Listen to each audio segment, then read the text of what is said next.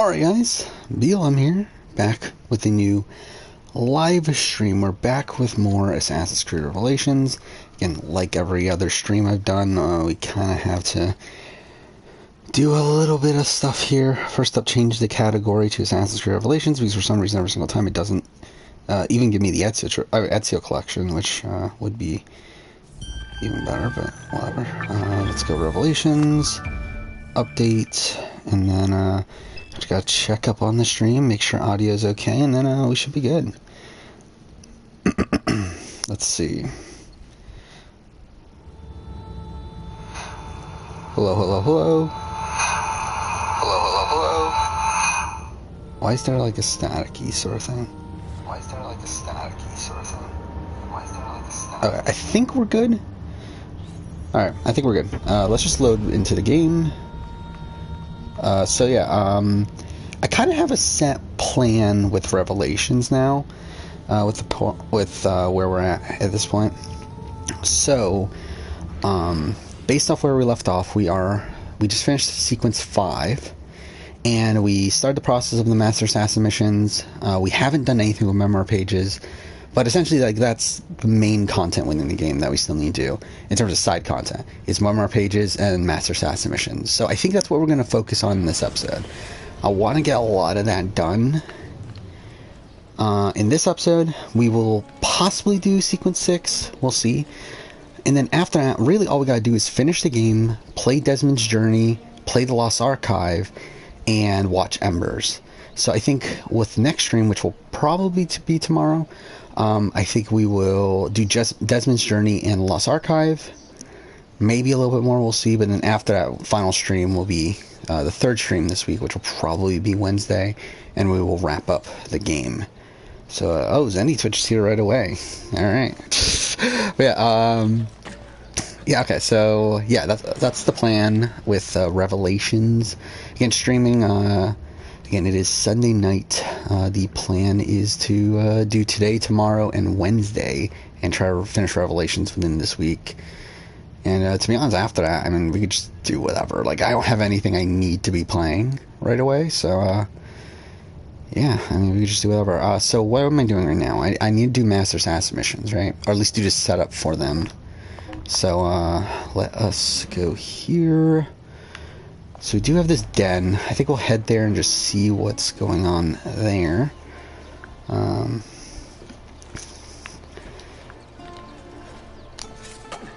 Alright. Yeah, I personally have been really enjoying these streams, even though, again, obviously they're like really laid back. They're not really, I'm not taking them seriously at all in terms of the production value of these, but I am really enjoying doing these. And just kind of like, because, like, again, I would be playing this on my own anyway if I wasn't streaming. So it's like, it's kind of just like killing two birds with one stone. Could talk to people about random stuff in the chat, and yeah, I think it kind of just works out. It's kind of just a addition to the other content. So yeah, the Dreamcasting Second Chance video came out this Saturday, which could have performed better, but what are you gonna do? It's fine. I mean, like, really, at the end of the day, it's like, didn't really expect it to do that well. Oh, everyone's gone. That's why we have no Master Assassin missions. Okay, so we need to wait 3 minutes. Oh, no, 2 minutes? Actually, probably 3, because these are the guys that we'll actually be using. Alright, so I guess that's why there aren't anything. Okay, so let's do, let's find a bookstore then. Because I think you can buy a map to memoir pages at the bookstore, if I remember right. I could be wrong on that. And if I am wrong, then we're going to just get a guide, because I'm not going to bother just searching these randomly.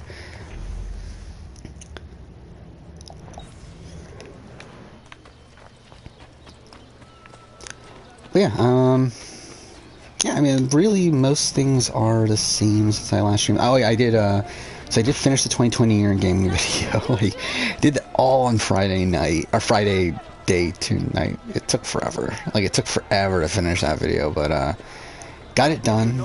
I think it took, what is it, 10 hours to edit?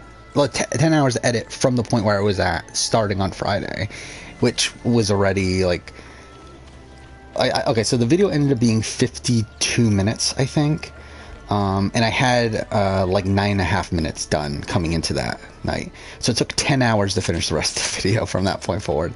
It took forever, but I just got it done. I was like, I'm not gonna bother. Like at the point where I was, like, essentially I would have stopped around like a little bit past midnight normally. But again, like I was so close to the end of that point, so it's like, well, I might as well just finish it. And I stayed up super late to like obviously to export it and get it uploaded and stuff, but yeah, did that. Oh shit, okay, fuck up. Oh yeah, I knew I messed that up, like the Cody thing. I knew I said Cody. I messed it up, and I decided to just keep it in there. I was like, well, I'm not gonna bother like trying to work around this or re-record like this one line. Like, it's just not worth it. I just thought it would be funny just to leave it in there at that point.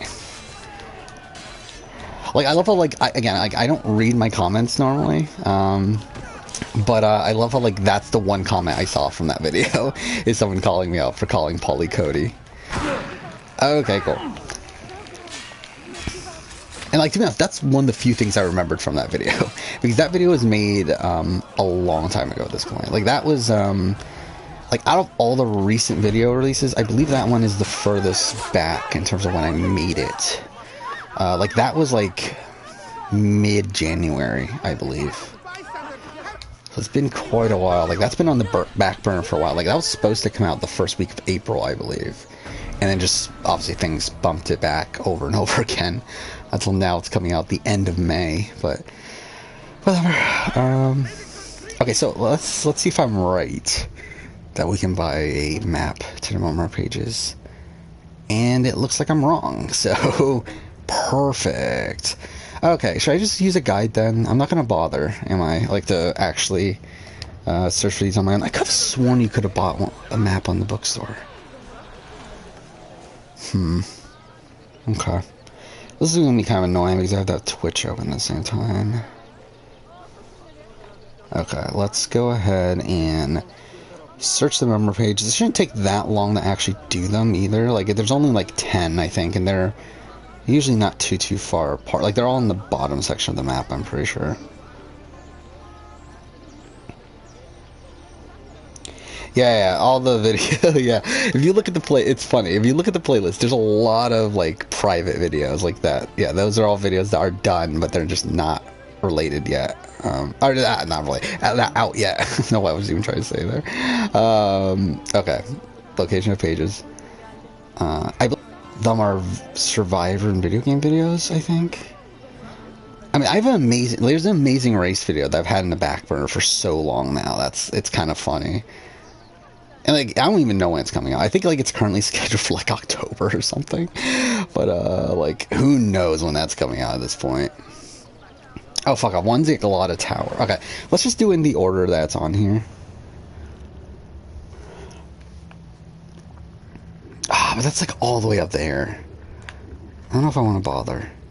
Because I know there's some down here. But I kind of also want to do it in the order just so that I'm not going all over the place. Yeah, let's go in order. Let's go, here, and then we will figure things out from there. Ah, shit. Wrong way. I mean, Amazing Race is tough for me. It's like, it's a show that I've been watching Amazing Race since I was a kid. I've been a very, very casual fan, though. Like, it's never been a show that I've been, like, super obsessed with. It's never a show that I know, like, a lot of statistics about, unlike Survivor and Big Brother, where, like, Big Brother and Survivor, like, I know a lot about those shows. Like, I know pretty much, like with both of those shows, like, I know every player from both of those shows. I know the boot order. I know how they were voted out, and, like, all that stuff. With Amazing Race, it's not that. Like, I don't really have that connection to Amazing Race, even though, like, it's something I've been watching. To be honest, I've been watching Amazing Race for longer than I have Survivor. But it's just, again, it's never a show that's, like, really connected with me that much. But, again, like, obviously with Survivor and Big Brother kind of comes along Amazing Race. And I always felt like, well, I feel like we might as well cover. Like I did do like around the time that I started the channel, like not related to the channel, but like I ended up doing a full. Wait, so this is Galata Tower then, right? Yeah. I ended up doing a full series rewatch, and like that's kind of where it's like, well, I was doing the rewatch, so I was like, well, I guess I'll do some Amazing Race videos, and then like from that point forward, it's like I kind of do it like here and there. At this point, I'm kind of burnt out of Amazing Race. Like I don't really feel like doing Amazing Race stuff outside of okay, we got the Master Assassin stuff unlocked. Yeah, I never like I just don't feel like making Amazing Race content anymore. So, but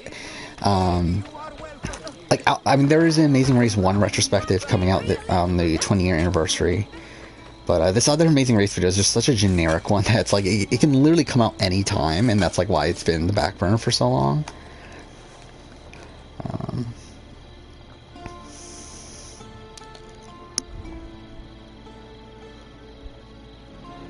I think Brian's a great first boot. I think Brian's like the type of first boot that I think would be really fun to see again.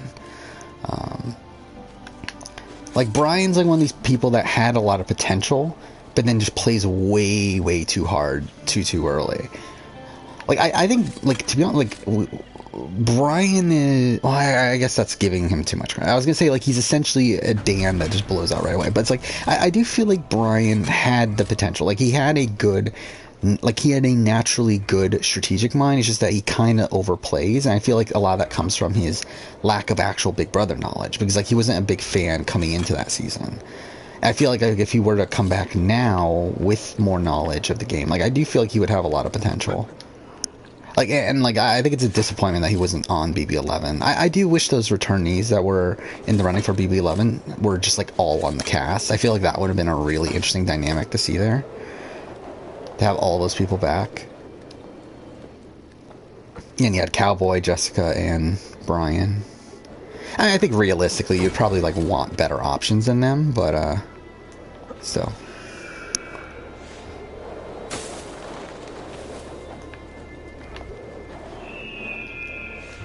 Okay, so that's the first one of those. Where is the second one? On the wall. Okay, this is a terrible guide that I'm reading right now, by the way. Is that the wall? Like, this is a very undetailed guide. I probably should have looked for a better one first, but whatever. Maybe now I could buy the map. Maybe that's why, because I didn't have a page already. I don't know. Get somewhere around here?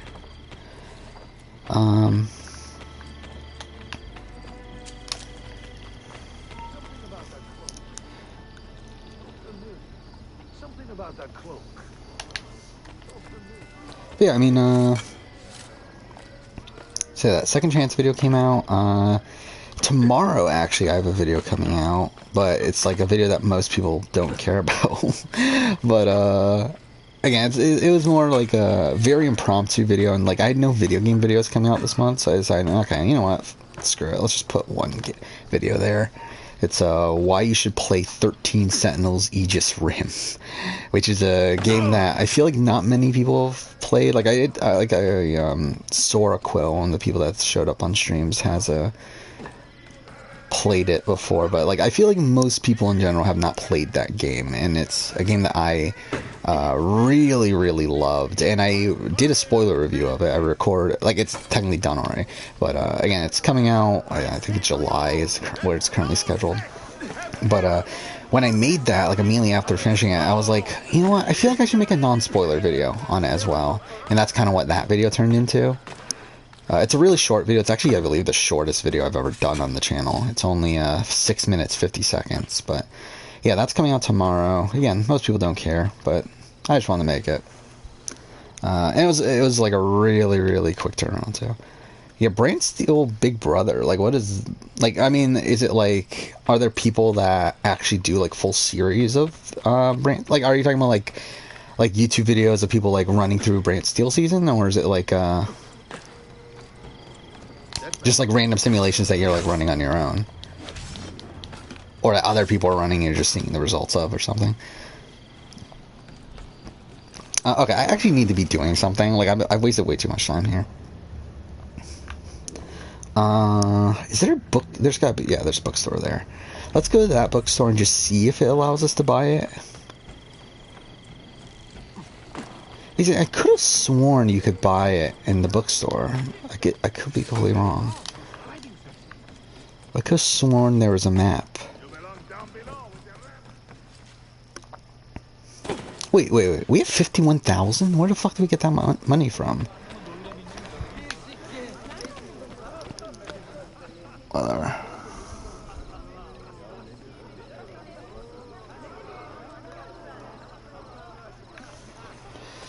Yeah, I mean, there's a lot of people that watch my channel that don't watch my game videos. Which is fine, obviously. Like, I know I diversify the channel too much to where there's very little connective tissue. Fuck, I really thought I was. Okay, whatever. Alright, let's just look at the I just want to bring up a map of the pages.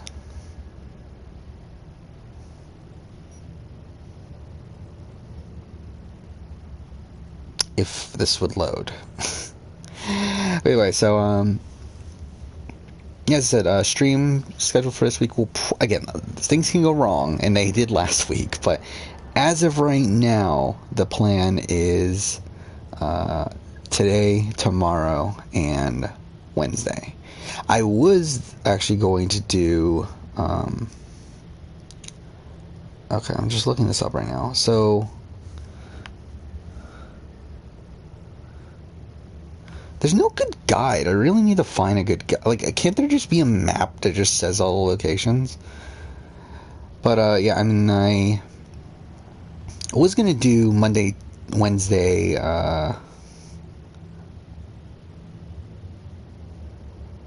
oh, it's not this map. It's the other. Okay.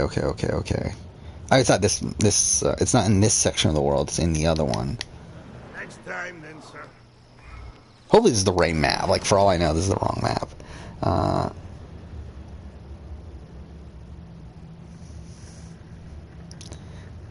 Okay. So... yeah, so the wall that they're talking about is not a wall near the Hagia Sophia. It's the wall here, I think. Okay, I think it's at probably this monument there. Alright. Yeah, I mean, I personally, like, obviously I play a lot of games, like, just naturally, and, I obviously have a lot of respect for gaming medium, and that's, like, a lot of the reason why I still make game videos. It's just, like, why I personally want to be talking. To be honest, I got many times I would rather be doing a game video than a Survivor Big Brother video, but, Survivor and Big Brother videos are what do better, so, I keep up with that. Yeah, like right now, like I typically do like 1 to maybe 2 video game videos a month. Again, like obviously, like the way I schedule things, I have 2 videos a week, so I mean that's between 8 to 10 videos a month. Again, like to try to keep 2 of those, or 1 to 2 of those to video game videos. This month, though, worked out in a way where there were no video game videos. Largely because, again, a lot of shows, and again, BBCan ended, and also I had to do the player ranking. You have the circle ending, you had, something else? I feel like there's something else, but either way, I mean, that stuff got in the way, and this 13 Sentinels video is a, oh, fuck off with that. Okay, perfect. But this 13 Sentinels video is a very, it's kind of an impromptu video, really. Like, it was literally me sitting, like, I literally was just sitting in front of my mic immediately after recording the spoiler video. I was like, fuck it, let's just record a quick, spoiler-free video. It doesn't go into that much detail. To be honest, in retrospect, probably, like, I don't know if it should, like, if I really should have made it, but it was such an easy turnaround. Like, I literally, like, got it edited, like, super quick. Wait, why can't I go here? Like, because, like, I literally just finished editing. Like, I edited this spoiler review in that video back to back. And, like, I already knew where all the footage was and everything. Like, it was just a super quick turnaround. So it's like, it doesn't really hurt me any. Like, it didn't really, like, waste that much time. What the fuck is going on with... Okay, whatever. It feels like a lot of the time when I'm on the dock area, like, the game just, like, spazzes out.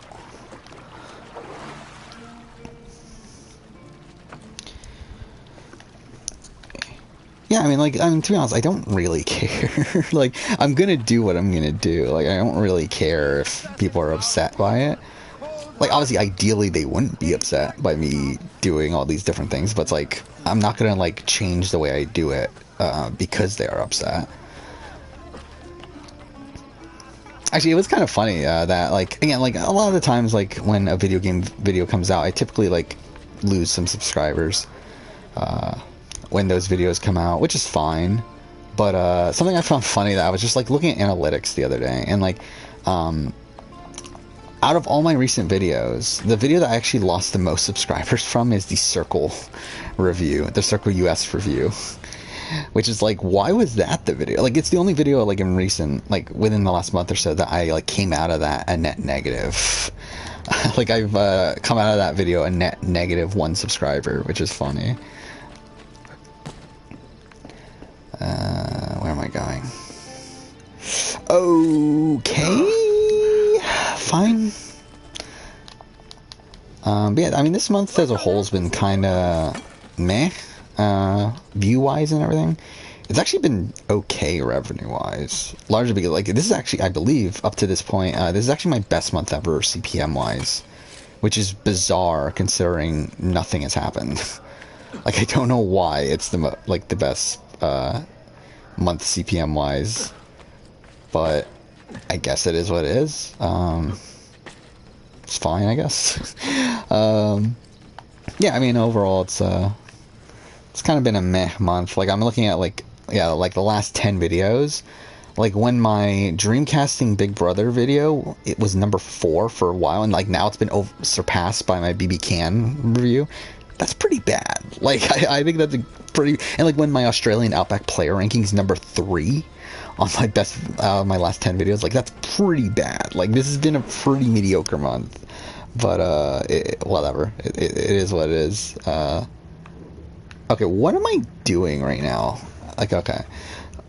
Again, like, it's supposed to be somewhere around here. Oh, I saw some people just came into the stream. Yeah, obviously just talking about random stuff still. Also just trying to finish the side content in Revelations here. Which, I mean, I'm sure most people that are actually watching this don't actually care about Revelations. But, whatever. It should be somewhere around here. Unless I'm looking at the wrong map, but I'm pretty sure I am looking at the right map. Where is it? Okay, I guess I need to look at an image. This is really annoying. You know, when ads come on my old videos, when ads come on your old videos to you, make money, or... Yeah, I mean, you continue to make money off old videos if there's ads on it. Like, that's why, like, just naturally, the amount of money you make over time should be increasing. Just because your older videos are still monetized, plus also you have newer videos coming out. It's not necessarily the case, because, I mean, that's under the assumption that my new videos do as well as my older videos do, which, again, as I said, May has not been a great month. But it's like, just because of the natural progression of the channel, it's, again, already, like, I think it's on pace to be probably top 5 months, revenue-wise, for the channel. Somewhere around there. Like, I can't talk specifics about things because that's in the contract or whatever of YouTube, but, yeah, like, it's, like, there's a certain milestone that I try to hit every month in terms of that, and, like, it's gonna easily hit that this month. Yeah. What am I doing? Okay, I really need to find this thing. This is really irritating me now. Okay. Again, I'm looking at a map of the memoir. I'm trying to get all the memoir pages because I want to get the Ishak Pasha armor. I know I said that name completely wrong, but whatever. I'm trying to get the armor, but I can't find this stupid thing. I'm looking at the map. It's supposed to be right here. Like, literally, I'm looking at, like, 2 maps now. Like, the page is supposed to be around here. Like, is it on the top?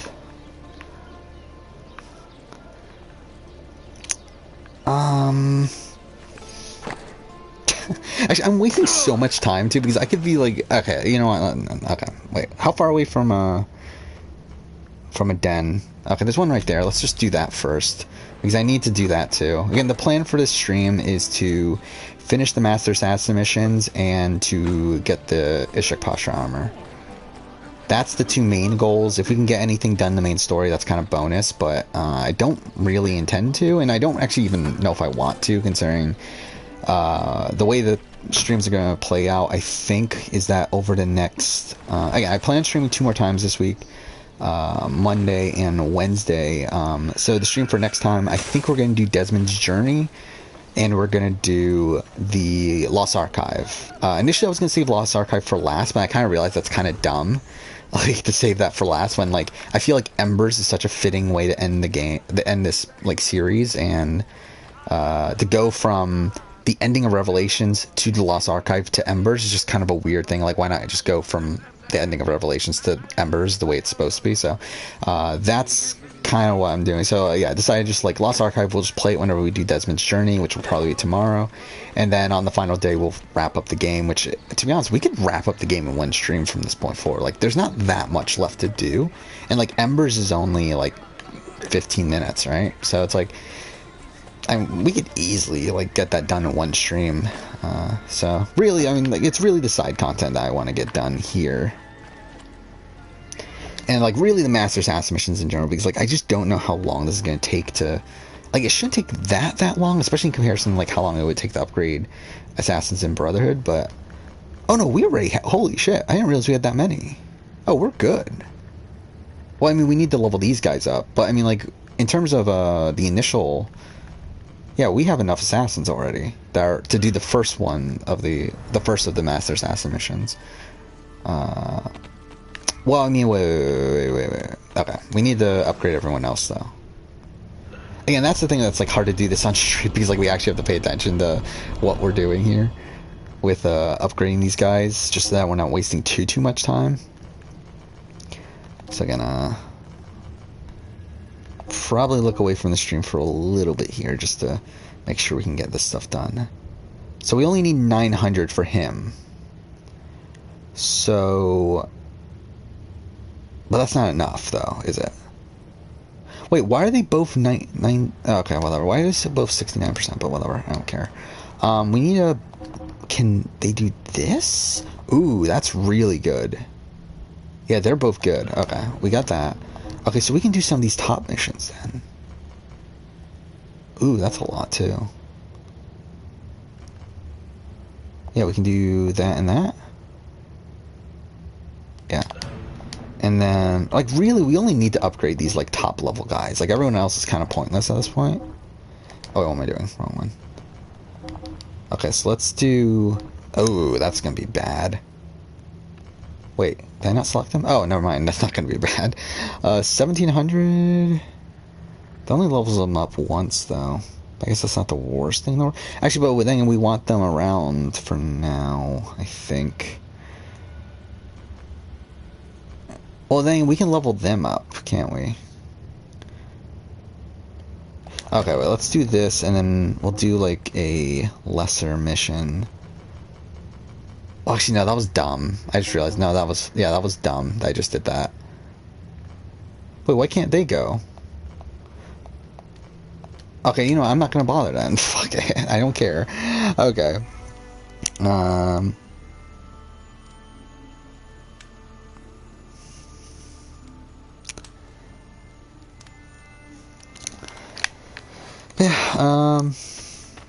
Yeah, next month should be a pretty good month, I think, for a channel. General, I mean, like, I think the Saturday videos are going to do pretty well. Wednesday videos, probably not as much, because there's a lot of video game stuff. Well, I mean, there's 2 video game videos. Actually, I don't know, I mean, BBAU could do, like, a couple thousand, potentially. I mean, that's probably overestimating BBAU. And then Challenge All Stars will probably do, I don't know, maybe a couple thousand, if that. Actually, no, it probably won't. We'll see. But yeah, I feel pretty good about the Saturday videos coming out next month. It's not like this month where I got fucked over by BB Can and all this Big Brother Second Chance video. It's like it should be a more consistent month next month. I don't know why I bothered doing this right now, by the way. I guess it's fine. Yeah. Alright, the Trickster Part 1. How many more dens are there that we have to do? I think there's like 3 more. We can escort the Romanis to the meeting and provide protection until the impasse is resolved. A wise plan, but Either only way. in secret. If Mirella gets wind that the assassins are aiding her opposition, there is no telling what she might. There they are. How should we proceed? I mean, at the end of the day, though, I'm like, revenue like, doesn't really matter that much. It's like, obviously, like, I'm not... If I see any trouble stirring, Like, it's not like even... It's not enough to, obviously, make a living off of just that. So it's like, it's fine anyway. Like, it's just kind of like bonus money for me. But, yeah. It would obviously be nice if it was able to be a full-time thing, but it isn't. And I think the way I run YouTube, like, just, it wouldn't work as a full-time thing anyway. It is funny, though, when I come across my own ads. Like, I just feel like it's karma. For, like... like, when I try to watch one of my own videos, and, like, all of a sudden I get ads on my own videos. But then again, like, technically, I'm not supposed to be doing that.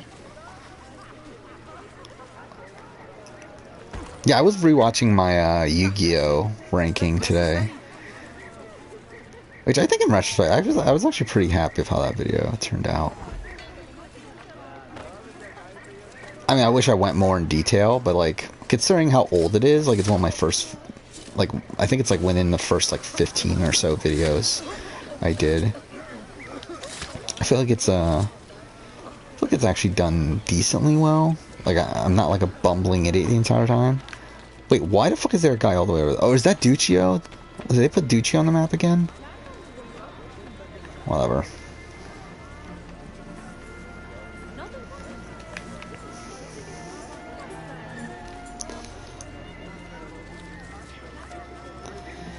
Come on. But yeah, it does look like the days of really high Big Brother CPM has gone away. Because, like, for a while, like, really up until, like, this Big Brother video, every Big Brother video I've had since the start of the BB22 preseason has had a ridiculous CPM. Like, really insane CPM. Oh, no, I killed the wrong guy. Whatever. And, like, I don't know what it was. I don't know if, like, just for some reason Big Brother, like ads on Big Brother videos were just, like, doing a lot better or what? I don't know what it was. Like, every Big Brother video I would do... Wait, what am I doing right now, then? Whatever. Yeah, every Big Brother video I would do, like, made way more money than any other video I would do. Like, I believe up until just, like, the other week, my most... revenue for a video was my BB22 cast reaction, and it was #1 by a lot. And like when you look at like my best like single day on YouTube revenue wise, it's because it was the day that BB22 cast reaction video came out, and it's #1 by well, I guess now it's not #1 by that much, but like at the time it was #1 by like 5 times any other day beforehand. Like now it's like I've had days that I've gotten like relatively close, but again, like that day was insane. With I mean, to be fair, the video also did very well right off the bat, so that's another thing. Which, by the way, I guess I should mention that I have been considering doing a Survivor 41 video. I think I'm gonna wait until the full cast is leaked though before I do like. I think I'll do like a cast reaction sort of video. Cast reactions, which I said I wasn't gonna do, but I feel. Wait, what? Why did it desync? Okay, whatever. But I feel like there's also enough because like for me, cast reaction, like there's not much really to say about newbies, But I think because there's these other things to talk about, like the shortening of the days to 26 days, and you have the no season titles. Like, I feel like there's enough other content to talk about that I would be more willing to make that video. You're not supposed to be killing them. Oh, I think I'm just supposed to be beating them up, probably. Yeah, I'm assuming revenue will go up during BB23. But, yeah, I mean, we'll see. Yeah, oh, disarmed them. I'm a fucking idiot. I'm not reading the mission prompt. Soldiers, in your haste to serve justice. Yeah, it was weird though, like, because like even after BB22, like it was still ridiculous, like the CPM, like even the What If video, the BB What If video that came out in January had like a really high CPM. The BB22 player ranking that came out like a few weeks, I think, after, or maybe that came out, I don't remember. Actually, no, I think that came out immediately afterwards. But that video had really high CPM, so it's like, I don't know. It was just weird that like there was this period where like anything Big Brother would get ridiculous CPM, and then now it's like, it seems like it died off with the Second Chance video. But it's fine. Yeah, I mean, there's some Canadians there too, I can talk about that, so. Yeah, I mean, yeah, you have the, yeah, the cast, I mean, like, there's gonna be 18 people by the time it comes, like, even now, like, to be honest, I feel like there's enough to really say about who we currently have, too. But it's like, I wouldn't feel right doing a video on half the cast. Like, it would just be weird. So, like, I would just wait until we get the full cast, and I think I'll do a video then, which I'm assuming will probably be sometime next month. Probably early next month, and then I probably will just bump one of the Survivor videos a week, and then, like, kind of just maneuver things around from there. It should work out. Yeah, I mean, like, or I could make a third video for a week. I don't know, we'll figure it out. It should be fine. But I think I want to do that, though. Just because, like, I kind of want to talk about it, plus also it's like, obviously it will do well, so it's like, kind of does multiple things at once. Okay, what do I want to do right now? I want to, I guess I'll go back to Den? Is there a point, though? I guess not really. Well, I mean, I could send the current assassin on a thing. So, yeah, we'll do that. Like the one that we just did the mission with.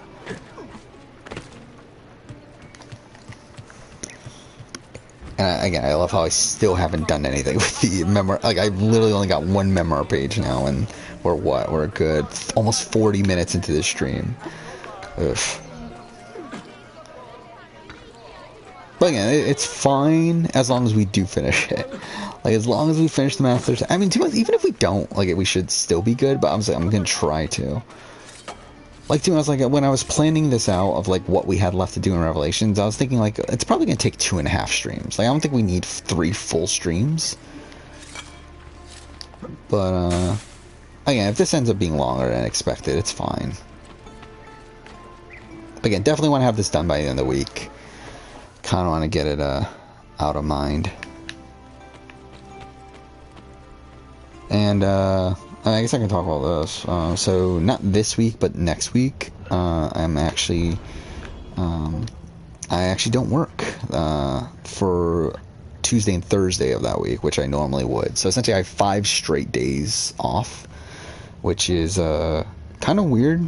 Like, I haven't had more than, like, again, my schedule's weird where it's like I work 4 days a week instead of the traditional 5, but I work Saturday, Sunday, Tuesday, Thursday.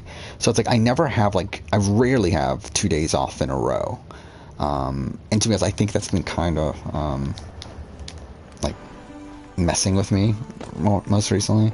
But it's nice that, like, I mean, and this was, like, all fuck up with the company I work for, but, like, essentially the thing that I was working on got canceled, whatever. It's a long story, but yeah, I mean, so essentially my shifts for next week got canceled, and, like, they were like, well, we could find you a replacement thing to do, and I was like, you know what, no, I'm good.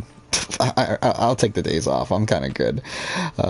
So yeah, I got that entire, like, 5-day stretch there off, which Again, like, technically I should be pissed about, but it's like, I'm kind of fine. I kind of need the break. I'm kind of fine with it. I don't even know what I'm doing right now, by the way.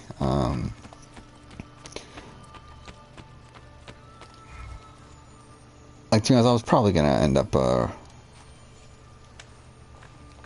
requesting days off moving forward anyway. So it's like, I mean, they're kind of forcing me into a vacation, but it's like I'm not forcing you because you get the point. It's like I'm kind of fine with there not being. Okay, yeah, this is what we're gonna do because we need to level up this guy.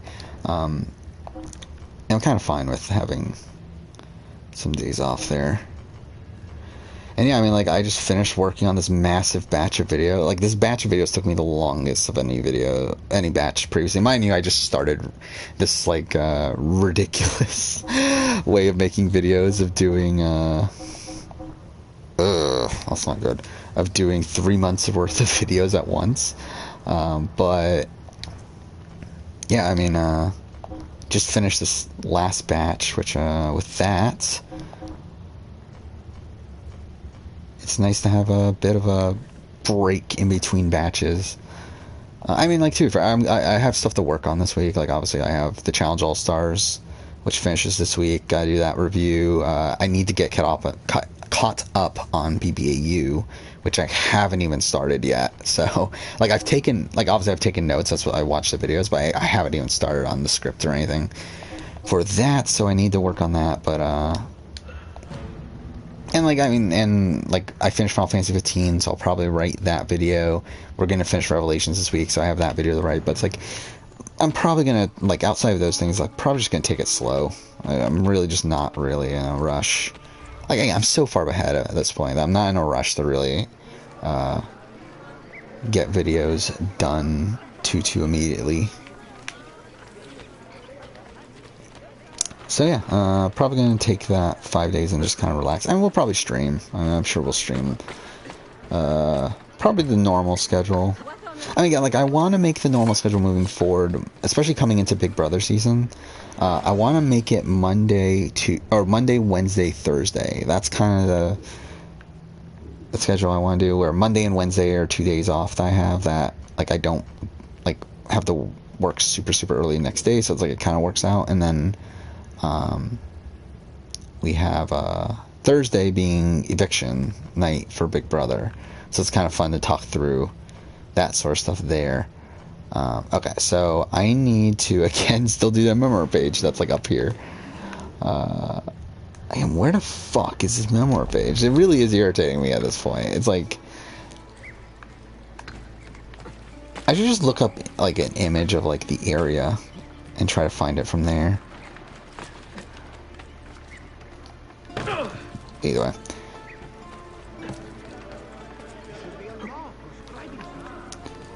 But yeah, so, last few days, I mean, essentially since I last streamed, I mean, really, it was the 2020 year gaming video and work. That's pretty much most of my, it's been most of my life since the last stream. Because, I streamed on Thursday, right? Yeah, I streamed on Thursday. So yeah, Friday, again, I talked about this earlier, I spent 10 hours editing that 2020 year in gaming video, but I got it done. Didn't go to sleep until 3 o'clock in the morning and had to work earlier next day, so, like, that was not fun, but, got that video done. It's out of the way, and the final video for that last batch of videos, and, I don't even know when that video is coming out at this point. Like, it's gonna be in June. It's gonna be, either second or third, or, well, technically third or fourth Wednesday of June. Last of Us Part 2 retrospective is coming out before it, no matter what. It's really just a matter of when does BBAU finish, and that's going to determine when that video comes out. But it's either the 16th or 23rd, I think, of June, and that's my ranking of every game from the year of... Oh, it's right fucking here, isn't it? I just realized that. I'm a fucking idiot. I think it's here. And I could be wrong, even though I just called myself an idiot for not realizing it's here, but I think it's here. And I can't climb this for some reason. Okay. Come on. Thank you. I think it's on... It's gotta be here, right? Is it not? Okay, maybe I'm still wrong. Where else could this memoir page be? Oh, wait, is that it right there? What is that? I don't think it's anything. No, it's nothing. Okay, perfect. Okay, let's actually look. Let's take this seriously now. looking up the memoir pages. Again, this has been such bullshit. I've looked at 3 guides now. Like, how have I not found this memoir page at this point? I could have sworn there was an in-game map. I'm pretty sure there is. It's just that I don't remember how to get it anymore. Wait, it is here. Oh, it's right fucking there. Oh, I'm a fucking idiot. It's right fucking there. Oh my god. Well, I mean, again, if you continue watching my streams, you're going to see a lot of those sort of moments. Because I'm sure I'll do that like a billion times for all the games we're going to be playing. Okay, so next one is here. I believe they're all at monuments. Like, they're all around monuments. So, like, that part of it shouldn't be too hard to get the general area. But again, like, the fact that I didn't see that was, like, really dumb. But yeah, I'm pretty confident at this point that the next game we're going to be playing is probably going to be Death Stranding. Just because, like, I've been wanting to replay Death Stranding, but I kind of haven't wanted to. Okay, fine. But I haven't really wanted to play Death Stranding, if that makes sense. Like, I want to replay Death Stranding, but it's like the thought of actually playing Death Stranding is like not fun. So it's like I feel like playing it on stream is the like way to get through it.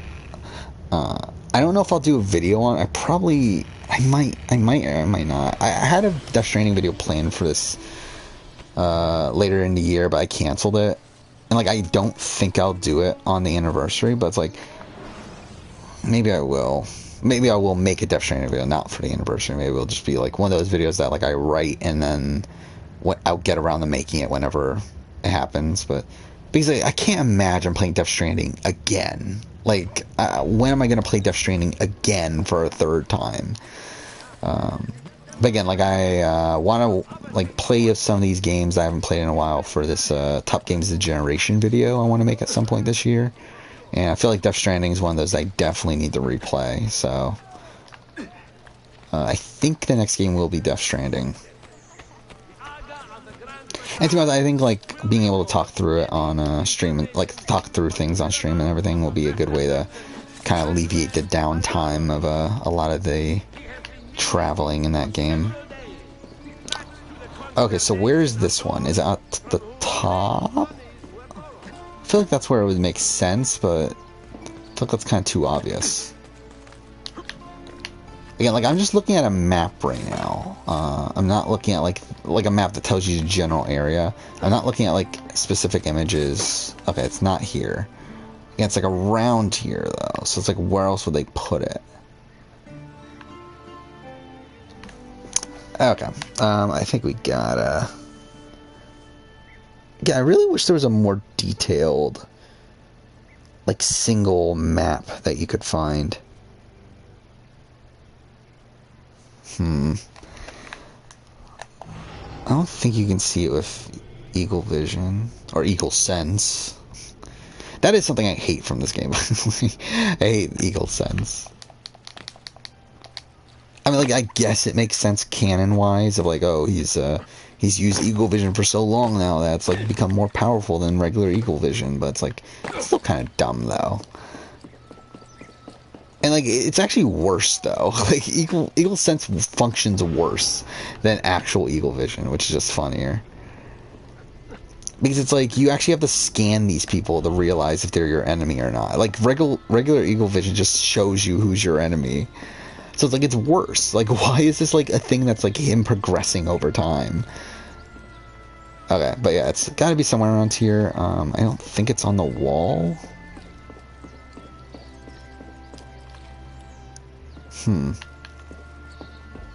Yeah, Death Stranding's probably gonna take a while. I mean, like, I don't remember. I think my last playthrough took like 35 hours, and like, we're gonna rush through it. Like, we're not gonna do any side content or anything.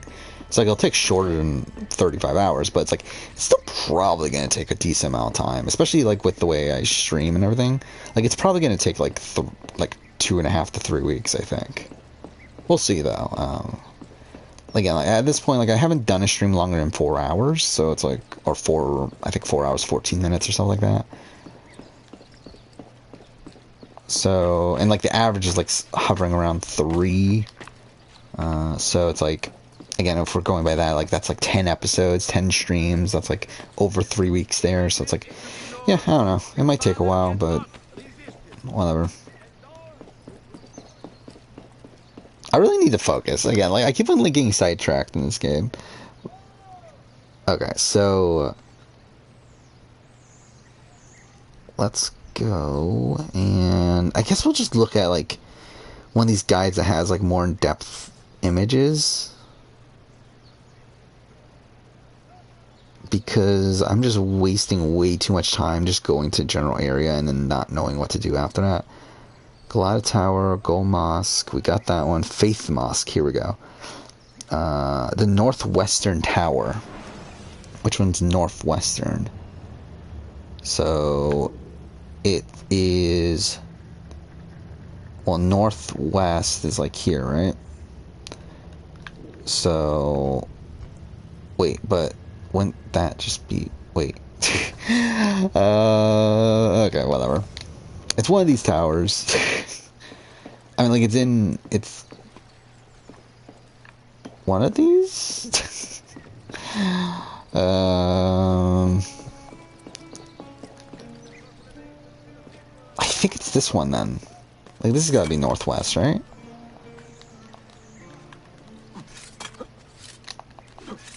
Hopefully.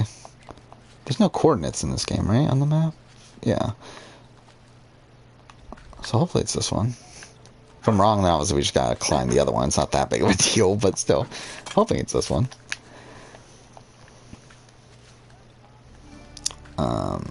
Yeah, I mean, yeah, we'll start work on the next batch of videos at some point. Oh, there it is. Okay. That wasn't too bad. Only wasted like a good 10 minutes or so on this. Okay, so that's number 3. Now let's look at number 4. Yeah, I wish we can get the in-game map. I'm pretty sure there is an in-game map, right? I don't think I had to use a guide previously, but I don't remember how you get the in-game map. And to be honest, I don't care enough to look it up either. Okay, so let's look at this guide. So page number 4 is down here. Okay, looks like it's probably at the Romani HQ. Yeah, I feel like that's what makes the most sense. Alright, so, yeah, I mean, potential Survivor 41 video at some point, again, whenever Redmond leaks the cast. It'll probably be the Saturday after that happens. And so far the cast looks good. I mean, like, again, like, it's tough to really gauge off of just, like, ages and, like, occupations and that sort of thing. But, like, I mean, it seems like a pretty solid Survivor cast. But, yeah, there's not really that much to say. That's kind of why I try to stay away from just doing stuff on newbie casts when there's no bios or anything. But I feel like there's enough other things to talk about that's worth making its own video. I don't know if I would do it for 42, though. I guess we'll have to see. Oh, okay. Cool, cool, cool. So we got the second Master Assassin missions of one of our assassins. But let's go ahead and try to get... Well, actually, wait. Is there a...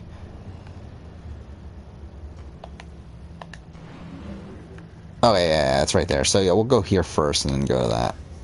I think that's the better approach. Yeah, so we got another assassin, so that's good. Yeah, and these Master Assassin missions are actually really great. I really do enjoy these. I really like them as, like, pieces of side content in this game that I wish was in Brotherhood. But, like, I think it's one of the few things that this game does better, side content-wise, than Brotherhood, is, like, the way it approaches the recruitment system.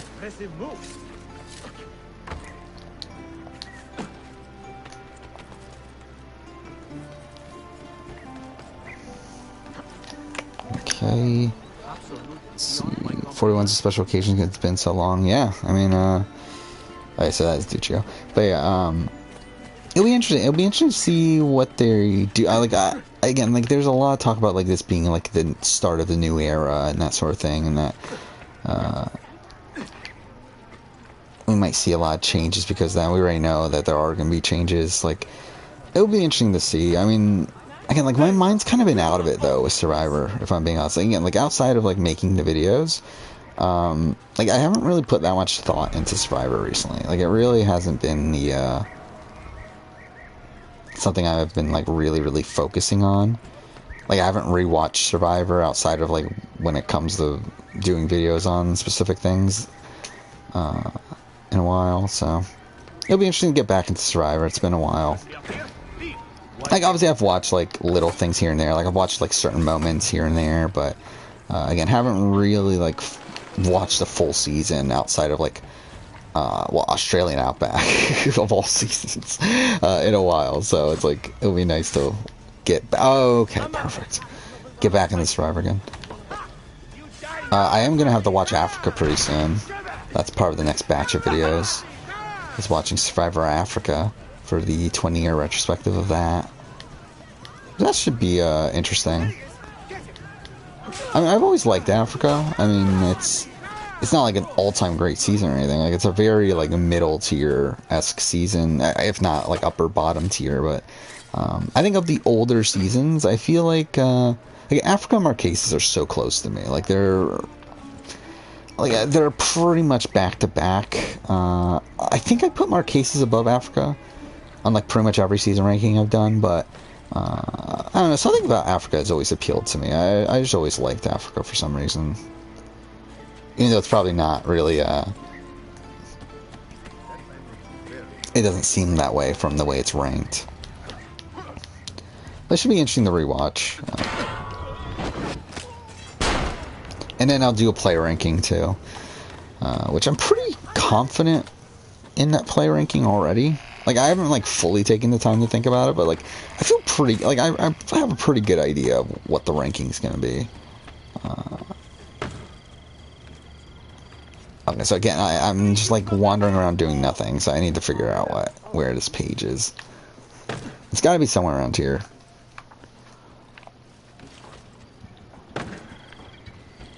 Yeah, I gotta watch, so, like, the two major Survivor things I'm gonna be watching for this next batch of videos is, again, Survivor Africa, and the other thing is I have to watch every finale in Survivor history to do a finale ranking that I want to do at the time, around the time of the 41 finale. So I'll be ranking the 40 finales in Survivor history. Again, I already did a premiere one that was made a very long time ago, and it's gonna finally come out around the time of the premiere of Survivor 40 or 41. So that'll be something. Watch every finale, and I think along the way I'll also, like, kind of, again, kill two birds with one stone by probably doing a final tribal ranking. I think that'll be a fun video to do. I think another thing that I've always wanted to do is a ranking of all the final tribal performances, winning final tribal performances. So I think I'll kind of kill two birds with one stone and do those two other videos around the same time.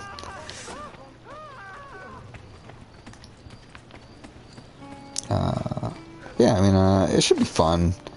It's going to be a relatively big project. Obviously, that's 40 episodes and, like, 40 pretty big episodes of TV to watch. Like, the finales are obviously all over an hour each. I mean, they're all, like... I'm not going to watch reunion shows, though. That's the thing. So, I mean, like, they're all, like, around 2-ish hours. Well, I mean, I guess shorter than that if you include... take out commercials and stuff. Yeah, Final Tribal, Final Tribal performances, that's one. I also thought about doing a losing, but I feel like a losing, like, essentially runners-up, Final Tribal performances, but I feel like at that point, that's kind of a lot of work, like, to do all those. It's like, I don't know if I'm willing to really spend the time to do that right now. Like, that's a lot of work on things that, like, to be honest, don't really matter that much.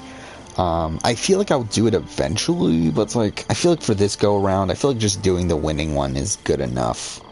I'm not really gonna spend that much time to do the losing one as well. Where the fuck is this memoir page? I'm trying to look it up right now on this guide, and, like, I can't seem to find it on this guide. Did I pass it?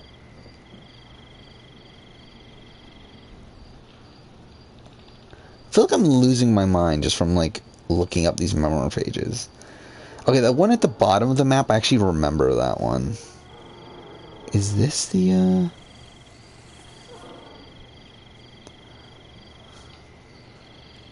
That's not it. Okay, sorry, I'm gonna have to close, well, not close chat, but, like, minimize chat for a little bit, just so I can figure out what I'm actually doing right now. I've wasted, okay, here we go, I found it, okay.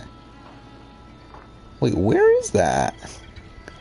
It's like, okay, wait. So it is over here. Wait, okay. Let's look at the map. It is within the Romani thing. Wait, it is. It's like literally right here, I think. Yeah, it's literally right here. It's just on ground level, I think.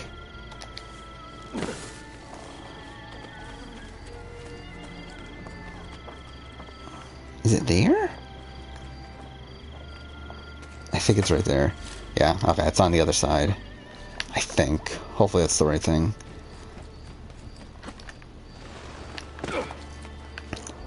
So yeah, after this we're gonna go back to... Yeah, there we go. Okay. So that's the fourth one. I'm pretty confident I know where the fifth one is. Because I do actually remember that one. But okay, let's bring chat back up here. Okay. So, where am I going right now? The den. That's where I need to go. So here. Okay. And yeah, so those are videos I'm going to be working on. To be honest, like, the next batch of videos, though, is much, much smaller than the last two that I've done. Because, like, these videos are for October, November, December of next year. Or of this year, sorry, of this year. And there's a lot of stuff I just can't do yet. Like, there's Australian Survivor that we know is, like, coming at some point. That we can't do yet. Obviously, Survivor 41 stuff I can't do yet. We have... what else is there? I mean, well, Big Brother 23 stuff. I mean, that's not going to be October, but I mean, either way, like, that's around the same time. Like, there's a lot of stuff, like, later in the schedule right now that I just can't do right now. So it's like, there isn't that much in this next batch of videos. And I think most of it's actually Survivor videos. I think it's a lot of, like, general Survivor videos. What games are you going to play when you're done with the AC stuff? Yeah, this is the final game, the Assassin's Creed game I'm going to be playing on stream for now.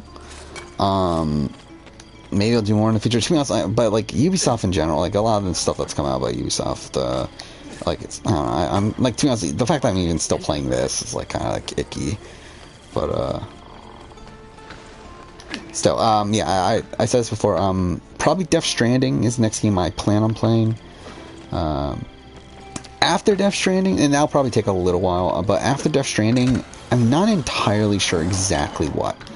Again, like, I am planning on doing a top 10, or top 25, as of right now, Games of the Generation video for the end of the year. Like, it's kind of my next big video game project I want to work towards. And to do that, I feel like there's some games I need to replay. Obviously, Death Stranding, as I said, is one of those. There's a couple smaller games that I'll probably replay. And again, all these games I'm replaying, I'm probably going to do on stream. Because it's like, well, I might as well already have the footage I need for them. So it's like, I don't need to record it or anything. It's just like, we just have fun just playing it here. So, yeah, Firewatch is one of those games. Inside is one of those games. Like, those two are, like, really short games you can just play. Probably in one... Actually, I don't know if Firewatch is one stream game, but... Inside's probably, like, a one-stream game. What else is there? What else do I want to replay? I'm just thinking through the list. I mean, I think we'll replay... I mean, this is, like disconnected from that, but, like, I want to replay Last of Us 1 and 2. Even though I just replayed Last of Us 2 not too long ago. But I would like to replay those. Okay, so we need to level him up again. Wait, who do we have right now? Oh, we have everyone. Oh, shit, okay. We've been wasting a lot of time then. Okay, so we need to really level these guys up. But, yeah, I don't now outside of... Death Stranding. But there's like a lot of like just like random games we could play.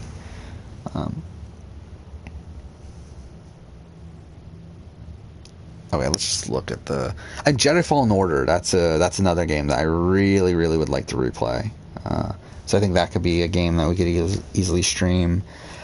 I'm trying to think, what else is there? I mean, to be honest, I wouldn't be opposed to continuing on with the Assassin's Creed stuff, but it's like, again, like all the stuff that came out recently about Ubisoft's like kind of making me like very icky about just playing Ubisoft games in general.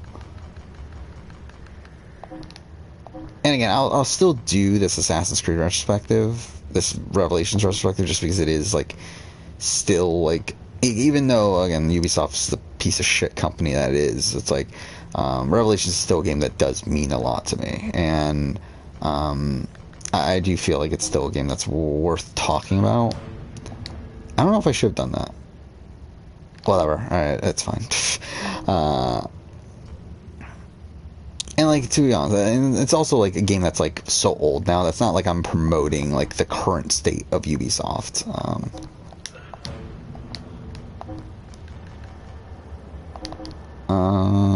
Is that good? Not really. Well, I mean, should I just do it anyway? But then I don't want to lose the level 11. Well, then he won't die though, right? Because this is he's already a bureau leader. I mean, it's only a 5% chance it fails. But it's also 15 minutes. I didn't realize that, actually. Is this better? It is, but it's less XP. Fuck it, well, we'll do it anyway.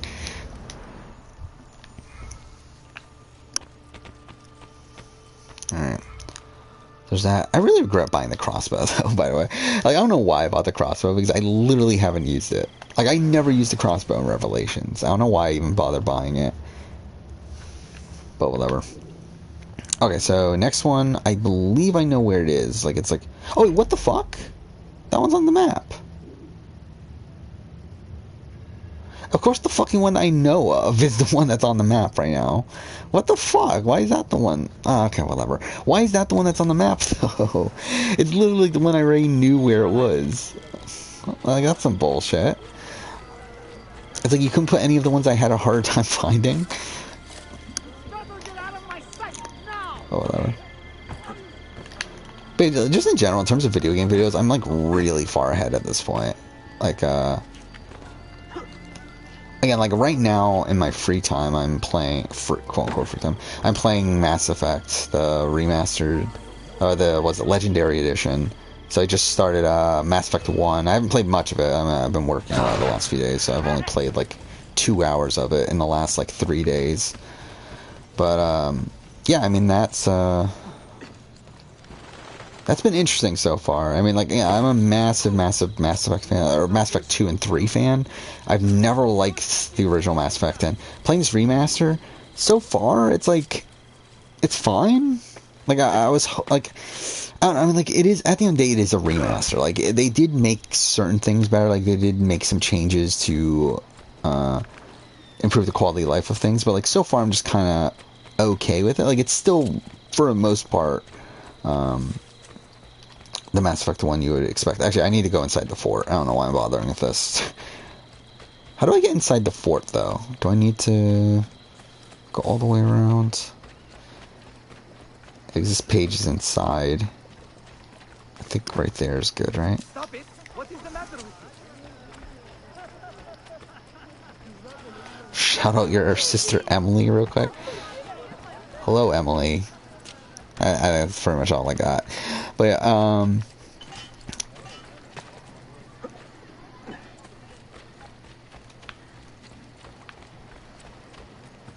but yeah, I mean,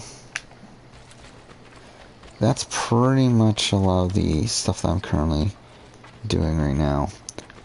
Again, Mass Effect, playing Mass Effect, doing a Paragon playthrough, or at least like mostly Paragon playthrough, just kind of doing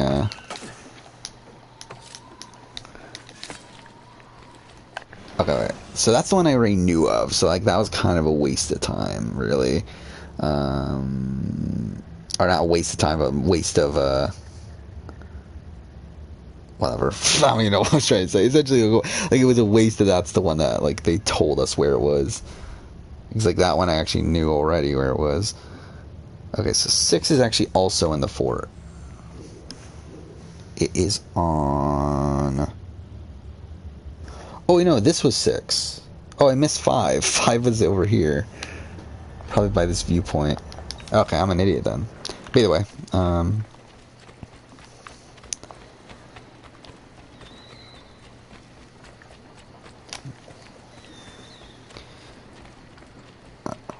what game studio I say is my favorite?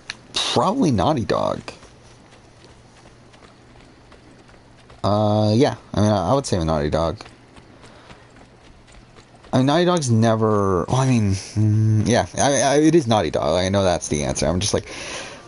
Because, I mean, if we're looking at the recent games, again, you have Last of Us Part 2, which is probably top 5 game of all time for me. Probably. It's like, it's hovering in that range. Like, it's definitely top 10. Borderline top 5. You have The Last of Us, which is quite possibly my favorite game of all time. It's top 3 for sure. Where exactly, up in the air, but again, very, very close there. You have Uncharted 4, again, borderline top 10.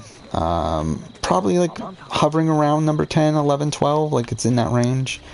And then you have the entire Uncharted series, again, a series that is very personal to me. And like Last of Us 2 is, again, game very personal to me. It's like, I feel like just taking their recent games, I feel like they're number one. And you see like the level of quality that those games have. Like, it really is. I mean, Uncharted 1's like very wonky. Uncharted 3 is very wonky. Dude, even Uncharted 2 is very wonky if you're looking at like the how the game is put together. But still, I mean, like, really great games. Like, I feel like they haven't completely missed in a while. Like, I mean, I enjoyed the original Jak and Daxter. 2 and 3, I didn't, like, I barely played those games. I never finished either of them, but didn't love either of those, though. I would like to play them again. That is actually a thing I wanted to do. I wanted to do a and actually this is something that's still in the cards, I just don't know when I'll do it, but a ranking of every Naughty Dog game.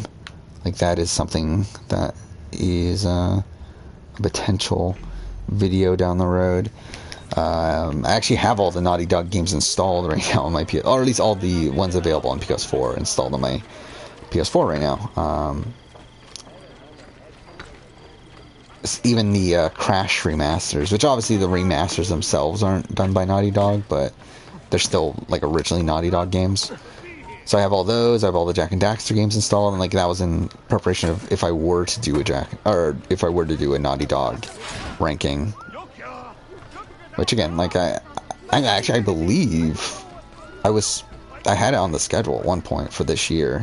I think it was like going to be in August or something, but I canceled that. But that was definitely something that was like a realistic possibility, and I think moving forward, it's still something that I would like to do at some point. The problem is that there's some games that obviously aren't available on modern consoles, and like I would have to go back and try to find them and play them and stuff, and I don't know. I'll have to figure it out, but I definitely would like to do that. But yeah, I would say Naughty Dog's definitely a favorite game company right now, a game developer right now. There's a lot of like other, like, I mean, Sony, I'm really just like I just love what Sony's doing. I really like Sony. The games that Sony is currently making are games that are for me, and like when we're looking at like as a publisher standpoint, like I was just looking at this, that it's actually insane that my top 10 games of the generation video, like on my rough draft list right now, I believe 7 of them are PlayStation exclusives. 7 of the top 10.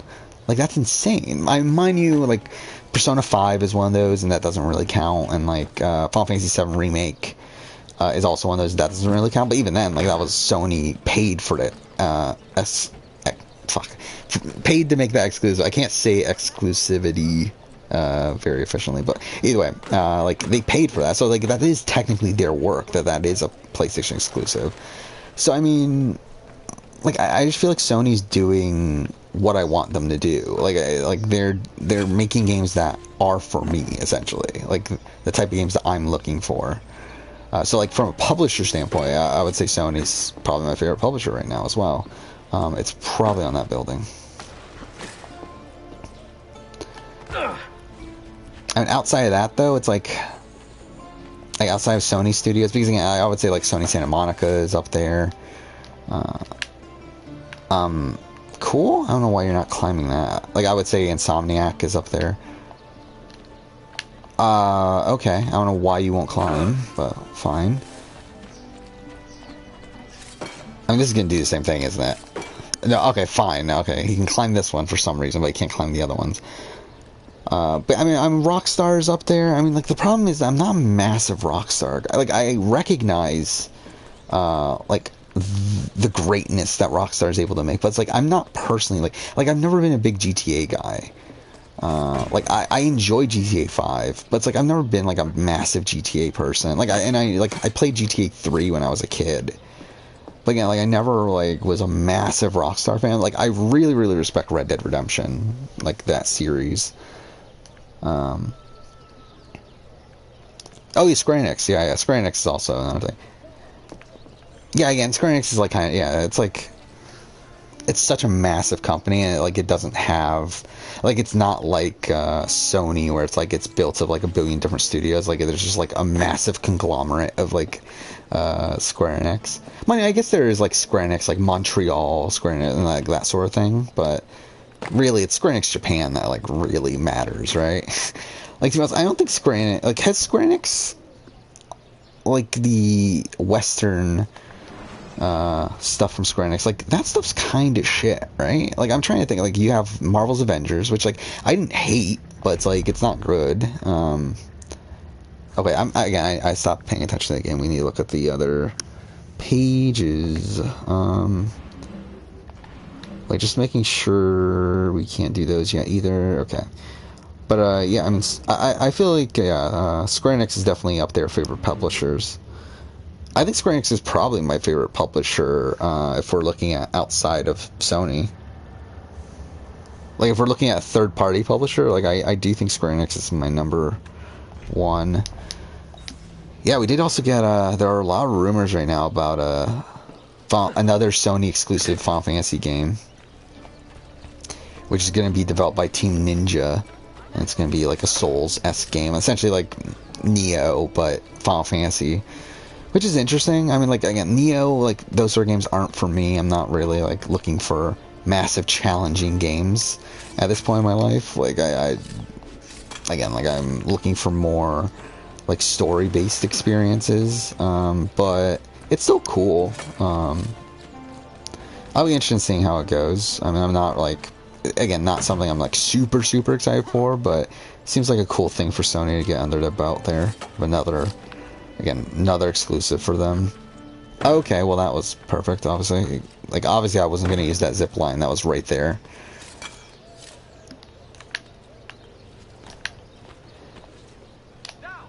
Oh wait, am I going the wrong way? I'm not even going the right fucking way. But yeah. Yeah, I really do love Square Enix Japan. Again, you got all the Final Fantasy games, you got Kingdom Hearts, you got Nier. A lot of great stuff there. And even Sega, like I'm really enjoying what Sega's doing recently too with Yakuza. You have I forgot. Wait, I'm trying to think who published 13 Sentinels at this point. I completely forgot at this point. Wasn't that Sega? Or was it I mean, it was Atlas, right? Which is Sega. I don't remember. But yeah, you have Persona and stuff like that. So. Like Yakuza and Persona alone, like, is already like an incredible like set of games there for Sega. I feel like the more and more time goes on, the more and more I'm getting into more Japanesey sort of games. And I think I talked about this already in previous streams about how I feel like. I feel like Japanesey games were like always my sort of thing. It's just I feel like there was always this like this barrier that was there in terms of like how rigid a lot of them were made back in the day, like back when I was younger, and like when the original Kingdom Hearts came out and stuff. Like there's a lot of like clunky stuff with Kingdom Hearts that I don't like, but I feel like now in the modern day, like with a lot of them taking a lot of quality of life lessons from American games, I feel like it's kind of like the perfect mix for me. Fuck, it's a Animus thing page. Where's the page then? Okay, fine. Yeah, I think that's the problem with current Sega, is that they're really just relying on Atlas and what they're doing is essentially with Persona and stuff. You have Yakuza, and then you have Sonic. Like, I feel like outside of that, they haven't really done much recently. But it's like the stuff that they're doing is really great, though. So it's like, yeah. It would be cool to see them expand, but I mean, it would be cool. Well, then they don't own Shenmue anymore, right? Like, if they could take back the rights to Shenmue and actually do Shenmue properly. But again, I don't think many people care about Shenmue anymore, which is a shame. I mean, they did publish the remaster, right? Like, they did the 1 and 2 remaster. So it'd be cool if they could, like, fund Shenmue 4 and, like, actually make it fucking properly instead of making it clearly like this fan-made or fan-funded project.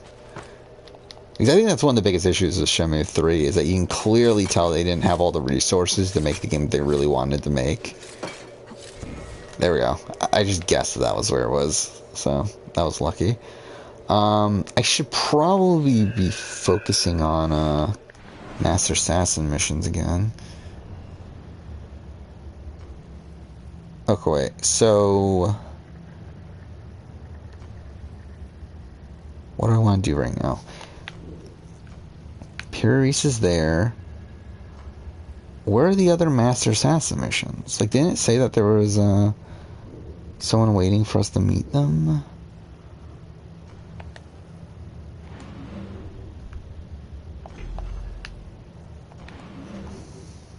Well, I guess they're oh no, we sent them out, didn't we? Probably. Yeah, because there was the... Okay, yeah. So we fucked up. Yeah, so that we actually have to wait until they're not on the mission anymore. Either way. Let's just finish the memoir page. We might as well do that at this point, since I fucked up. This one is not too far away. Is in the bazaar? It must be, like, right outside, like, right on top of the bazaar, I think.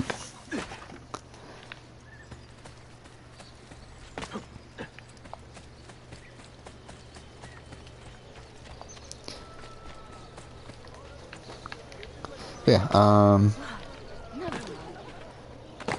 just trying to think, like, what else is there to play from the top games of the generation thing. I mean, I have the list here. Like, what do I need to replay? Oh, yeah, we'll replay Horizon Zero Dawn before Forbidden West. I definitely want to do that.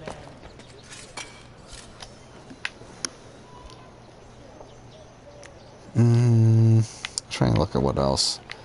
Spider-Man. I feel like I'm good on Spider-Man. Like, what do I need to replay here? Nier Automata, but I have to do that on my own because I need footage. And I'm going to do a retrospective of it next year, so it's like I need the footage for that playthrough. Or of that playthrough. Judgment. We'll do Judgment. Where is it? Is it around here? Oh, it's right there. That was really lucky, too. Alright, I think I know where this last one is. Wait, just making sure on the map. Isn't it at the Hagia Sophia? Yeah, it is. Or just here. Yeah, so we're about to finish this shit. And get to, probably the best tomb mission in all of Assassin's Creed. Which is the Hagia Sophia. And get, one of the coolest looking armors in Assassin's Creed. I think, the Ishak Pasha armor is probably my favorite armor if it wasn't for the fact that it came with a face mask thing that just looks fucking weird. Like, thankfully they take it off in cutscenes and it looks really badass there, but just in general, when you're looking at him in the open world, it looks really fucking weird. He just has his mask on the entire time.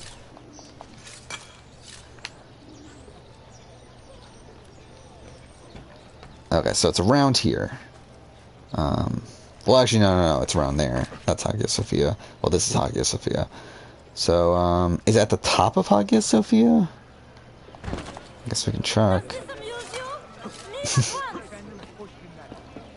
It is funny that they keep the same, like, pedestrian voices throughout these Ezio games.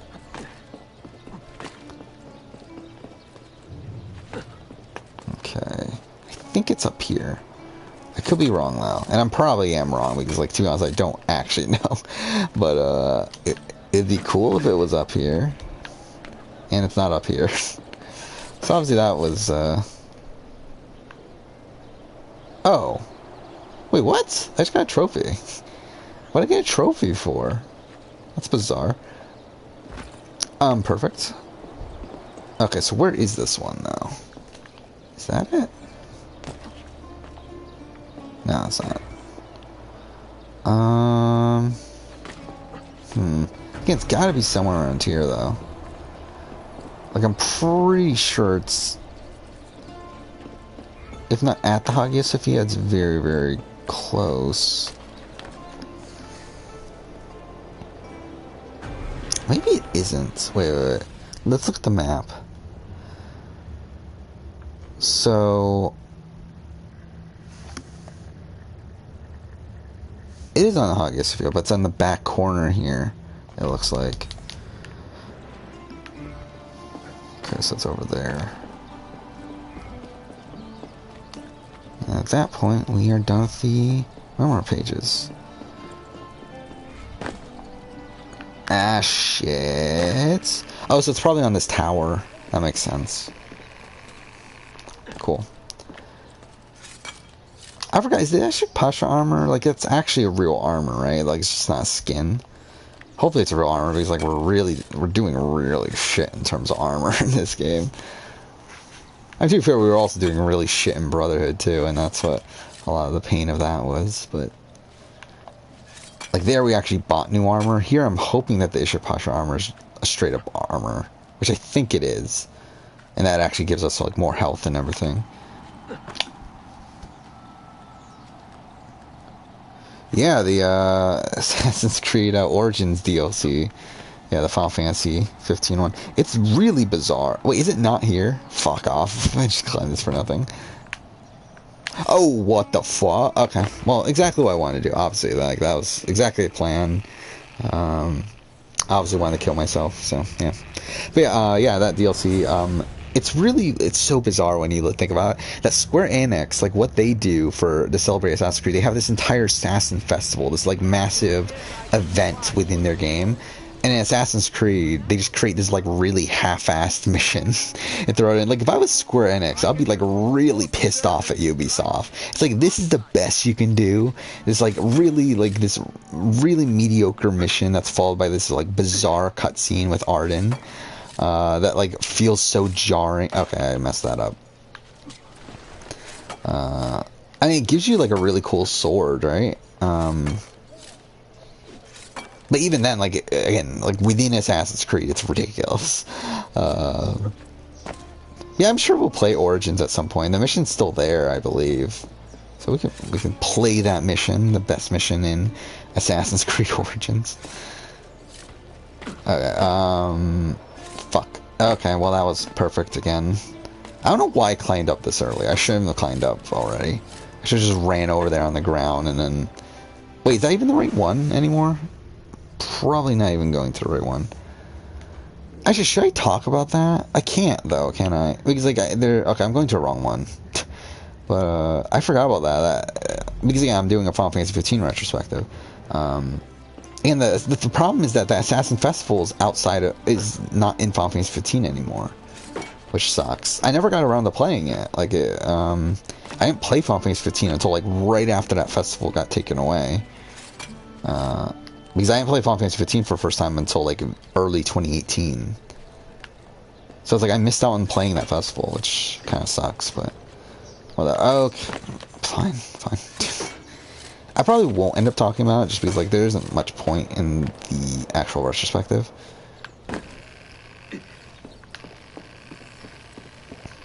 Where is this one? Should I just look it up? Like, again, this is the final one. I don't need the guide after this, so I guess I should just look this up. Like, it's not like I need to go, like, find the map again, so... Yeah, let's actually, look this up here. Yeah, oh, riding a oh my god, I forgot about that. That's so dumb, too. Again, that's another thing about how half-assed it is. They couldn't even make a real chocobo. They just, like, skinned the horse to look like a chocobo. I forgot about that. Like, that. Yeah, I remember when it came out, like, I was just, like, laughing at how dumb that was, that, they didn't even like, it's like they didn't really try. Like, it's like Ubisoft didn't even try when, like, Square Enix actually put all this work into making this, like, big festival event. Well, like Ubisoft just, like, puts together something and, like, it just seemed really half-assed. But, I mean, that's Ubisoft for you. Okay, let's look this up. Trying to find the right one. This is not it. Is this it? It is on the tower. I think it was just, like, on the... Okay, yeah. I think it's... I think I knew where it was. Like, dude, I was trying to get to that spot before I killed myself. So, I had the right assumption at the end there. It's just, like, killed myself, so couldn't do it. But it should be here, like, on this platform here. Maybe? There we go. There we go. We got all the memoir pages. We're done with that shit. That wasted a lot of time. Get an hour and a half in the stream. Yeah, going back to games I can replay, though. We could play Hitman. I don't know how incentivized I am to play Hitman right now, though. I mean, but then again, I'm going to play Hitman 3 at some point. So it's like, maybe we'll play Hitman 1 and 2 on the channel. It's like, why not? Yeah, Firewatch will definitely play. A Plague Tale is a maybe. I don't even know why I'm bothering to climb this at this point. But, is there an actual... Oh, yeah, there's a hay bale there. Okay, well, obviously that's exactly what I want. Should I even bother? Okay, yeah. I was trying to decide if I should even use a parachute or not, but it's like, whatever, we'll kill ourselves. Gravity Rush. Gravity Rush. We'll replay Gravity Rush as well. Then outside of that, I think we're good. Maybe Shadow Mordor. I think I need to play Shadow Mordor again. So I think that's probably something I'll play. Again, Jedi Fallen Order. I think that's about it. I feel like I'm pretty... I think my list is already pretty solid. Like, I think the only thing that can change again, like some of these bottom positions, and like those bottom positions would be those games I just talked about. And then I think also there's a couple games I just haven't played yet. But even then, I'm not really thinking of them as like super top contenders. Like, I mean, like, I think the only one that could possibly become a top contender is Metal Gear Solid 5, which I just haven't played yet. Like, everything else would be like possibly at the bottom of the list. But I feel like my top game of the generation is very solid at this point. I feel like I think the top 7 is pretty locked in. I think, like, no matter how great Metal Gear Solid 5 is, I feel like it's very tough for it to break that top 7. And even beyond that, like, I think 8 is relatively solid. 9, like, again, like, it'll be tough for it to get number 9. I think 10 is, like, the highest I could see it landing. But even then, like, I feel like most of the list is solid. It's just more so, like, reinforcing some of these, like, lower placements. But yeah, let's do the Hagia Sophia mission. Might as well get this out of the way. Like, technically, it would be smarter if we did the Master Assassin stuff first. But let's just get this out of the way, get the armor, and then move on from there. It's on the ground level, right? Yeah, there it is. Hey, I love this 2 mission. This is probably my favorite 2 mission in Assassin's Creed. I mean, like, I love Form the Ox, which we played not too long ago. I think it was last stream. That's a really fun one, even though it runs terribly.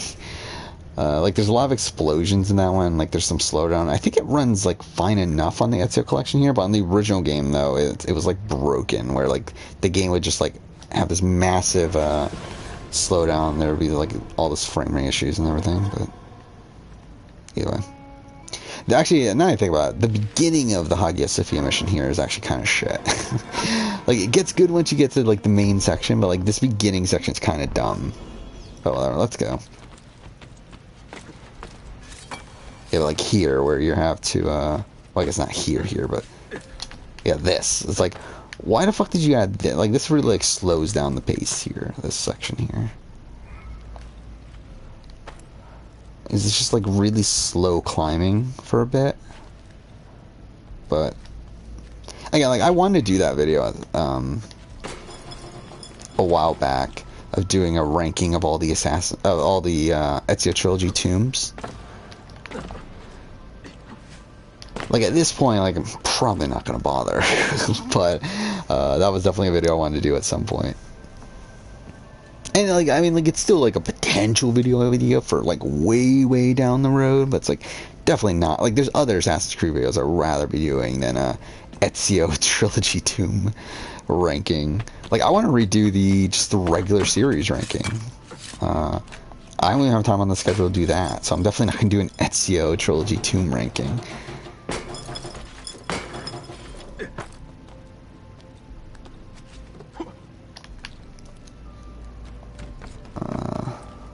Yeah. Hey, I love this tune though. It's like, and it's funny too because I never actually played this one until the Ezio collection. I never played this in the original version of Revelations. I don't believe.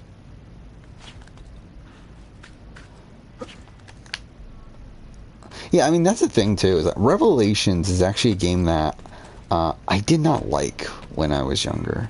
Like, it's a game that I've grown so much respect for now, to where, like, now it's, like, it's top tier for me. Like, it's, yeah, I mean, I guess this is a spoiler if I ever do redo the series ranking, but I think this is borderline number 2. I think it's number 2 or 3 for me at this point. I just have so much respect for this game narratively at this point. And, like, gameplay-wise, it is more of the same of Revelations, to be honest, slightly worse, I would say. Just due to some really dumb additions that they made. But it's like, for the most part, though, it is just more Brotherhood. It's in probably a less interesting city. I personally like Constantinople, but it is probably generally a less interesting city than Rome. But again, like, this is such a great character study of Ezio. And character study of an assassin that has lost his motivation to become an assassin or to be an assassin. And I think that portion of the story is like kind of the thing that I didn't really pick up on until a bit more recently. Is how like this game is like showing Ezio being disillusioned with the Creed and showing him trying to move forward and like relating his story to Altair, where Altair talks about how he wished he was able to do that, and then we see Ezio essentially take that and actually be able to do it.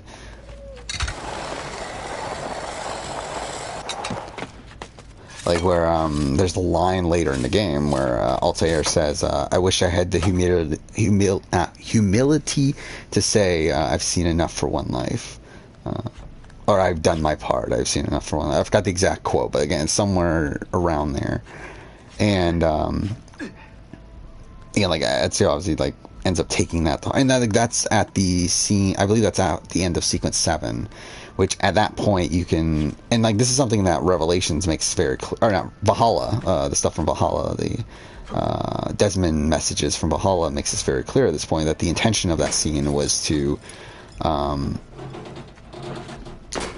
essentially like show that Ezio is also thinking of these things at this point, and that he eventually does give up the assassins by the end of the game and does pretty much give up the Creed. That felt a lot shorter than I remembered. It's still really fun. I still love that tune, but it definitely felt a lot shorter than I remembered.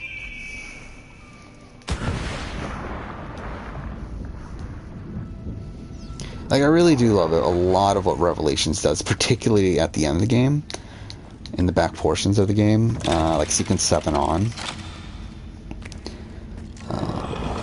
And even before, I mean, like, to be honest, the structure of this game is so radically different than any other Assassin's Creed game. I mean, this is what I talk about when I say that Assassin's Creed is not really about this historical tourism that the series, like, tries to portray itself as now, where, like, again, Assassin's Creed 1 is a game that's more so about the Assassins and Templars and their conflict than it is about the actual Third Crusade. And then, I mean, coming into the Ezio trilogy here, it's like you have this trilogy of games that are more so about the character of Ezio and his progression and, like, showing his life and how the Creed affects his life and all that sort of stuff than it is about actually, like, exploring the Italian Renaissance.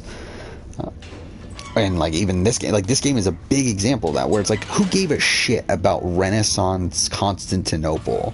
It's like, who was like, you know, that's the place that we need to go to in the next game. But, like, they went there because it made sense for the story.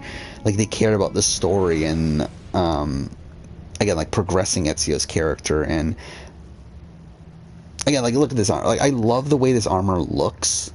It's just that he wears that fucking mask that looks so weird. And it makes him look like a fucking Power Ranger or something.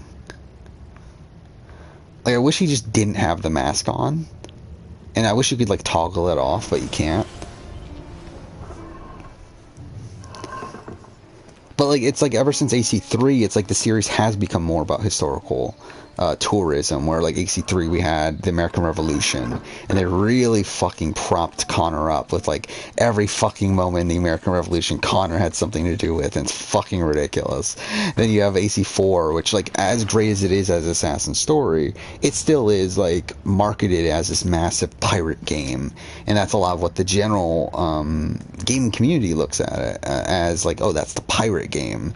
And then you have Unity, which is based around the French Revolution. You have Syndicate, based around Victorian London. Rogue is its own whatever with Rogue. Okay, let's do the Master Assassin missions. Let's just do this one here. You have obviously, and then the recent games have taken this even further. Where, like, Origins, you have Ancient Egypt.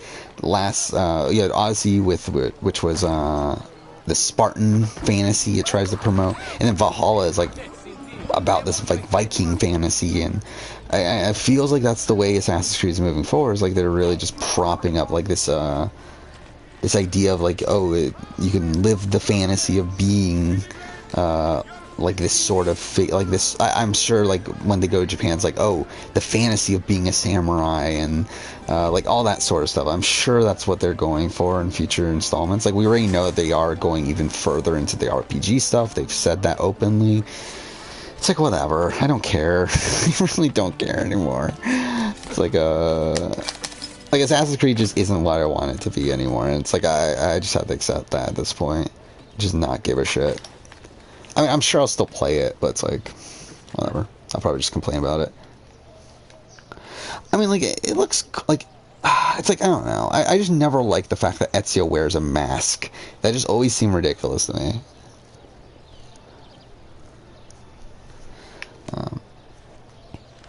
I mean, that's the funny thing, too, is that, like, more realistic, like, areas and stuff. Like, the problem with, like, the recent Assassin's Creed games is, like, how bloated the worlds are.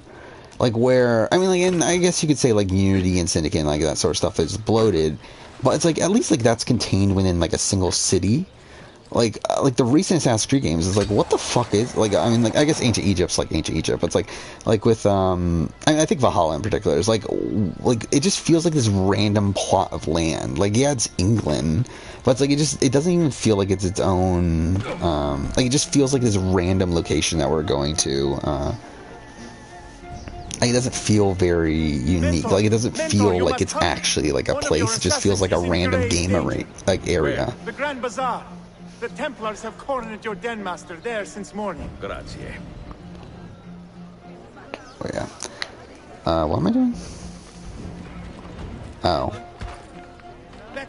Can be a better premise. Like, you can not get captured. Please accept my apologies, Effendi. But yeah, I love how, like, I keep on trying to avoid ranting about Assassin's Creed, but I still end up ranting about Assassin's Creed. Okay, here's the trail. Like, I'm pretty sure I've ranted about Assassin's Creed in, like, literally every one of the streams so far. But then again, I'm too fair, I am playing Assassin's Creed, so obviously, like, it's an easy topic to bring up, but still. Hopefully when I'm playing Death Stranding, I don't go into, like, some fucking rant about Assassin's Creed. I know. You're an outsider to the Assassin's Creed series. Templars everywhere, Mentor. It seems I have a bounty on my head. And that's the weird thing about Assassin's Creed, because, like, I feel like there's just such a massive disconnect between so many different audiences on Assassin's Creed, where it's like, and there's people that aren't into Assassin's Creed that, again, like, I think, like, fully look at it as, like, these historical games, that you go to these historical settings. Then you have, like, the fans of Assassin's Creed, but even within the fans of Assassin's Creed, you have different types of fans. Like, you have people that are fans of the older games, like me, where, like, you're fans of, like, the philosophy that the series represents. You're fans of,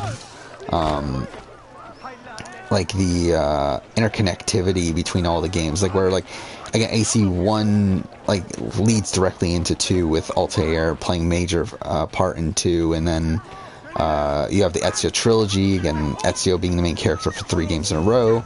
You also have Desmond and his storyline throughout the course of all those games, and AC3 concludes that. And then, like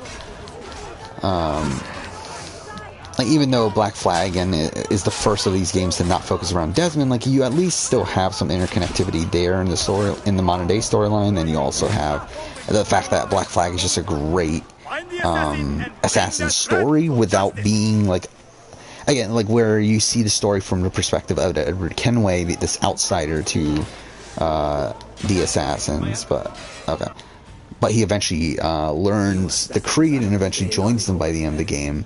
Again, it's a great story, and then after that it kind of goes to shit. But it's like, now we also have, like, this other group of people that have played the recent games, like people that started playing Origins or Odyssey, and, like, these people that call themselves Assassin's Creed fans, that are, like, fans of, like, a completely different game than what I'm a fan of. Like, even though I like Origins, I do like Origins as a game.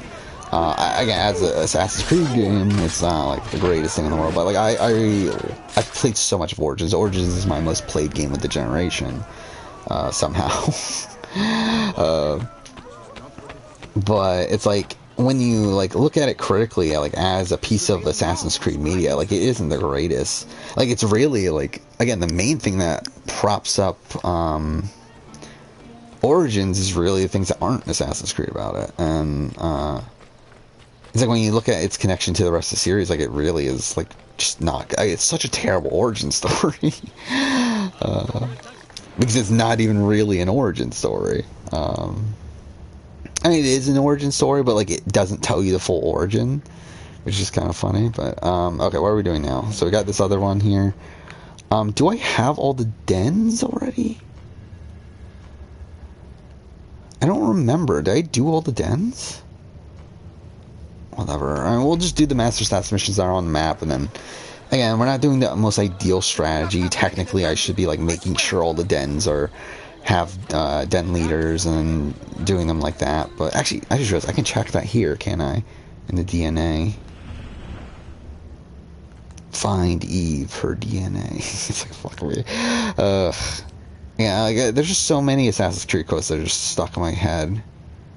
Okay, here. Yeah, we're still missing out on one. Yeah, there's one that we haven't done yet. Which one is it, though?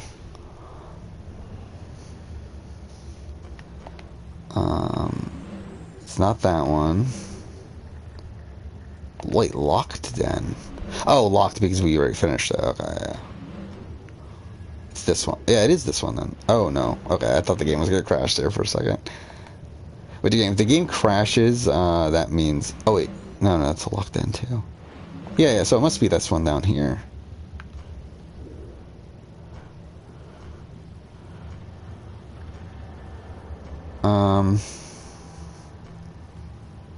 Where are we right now? We're over here. Okay, let's just head down here. It's not that much further. We'll just make sure that's the den that we need to do. But, I forgot what I was going to say now. There was something I was going to talk about. I forgot already, but either way.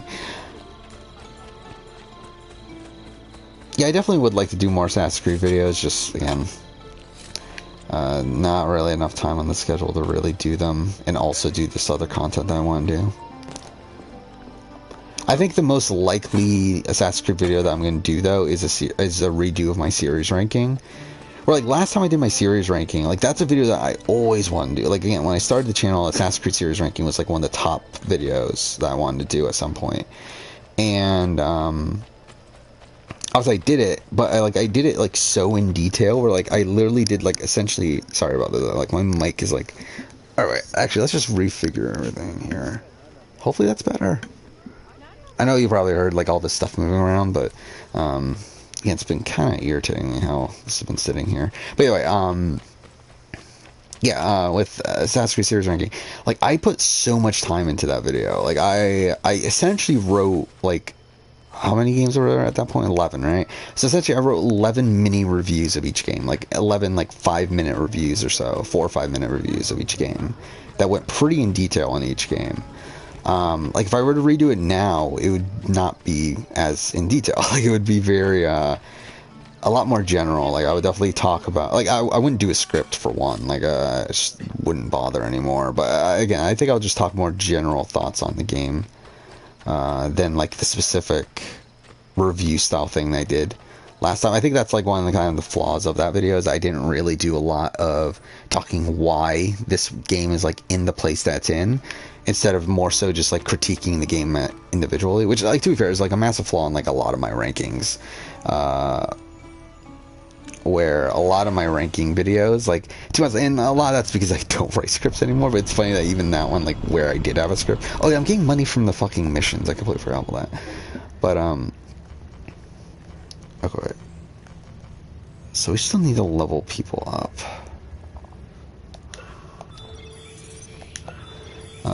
Where, again, like, a lot of my ranking videos at this point don't have scripts, and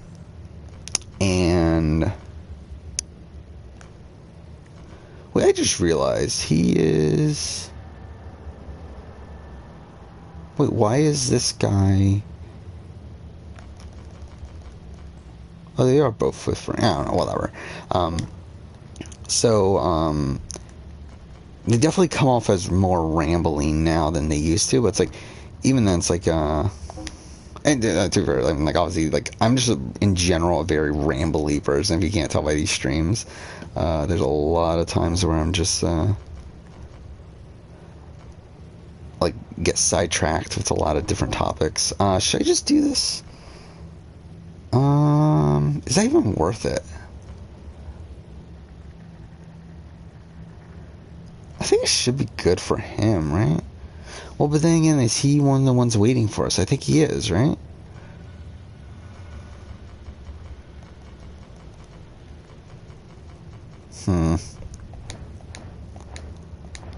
Wait, I just want to see the one. Wait, I just realized this can't be the den then that I needed to do. Okay, I'm a fucking idiot. I'm like doing the wrong thing here. So I should still send some of these assassins on missions, like the ones that aren't high enough level yet. So we will go ahead and send. Well, that's not a lot of XP. What's this? 3,000. Still not enough to level them up, but whatever. It's only 5 minutes. That's not too bad. 19 minutes of. Well, yeah, I just did one of those style missions. So. It's alright. We're gonna pay attention a bit here with trying to figure out who I should send on what mission. So these guys can 100% it.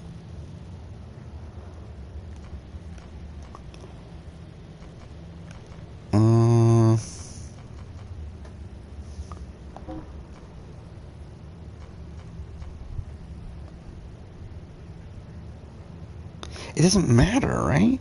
Because, like, these are the only guys I need. I don't even need these guys anymore. These guys are useless, really, at this point.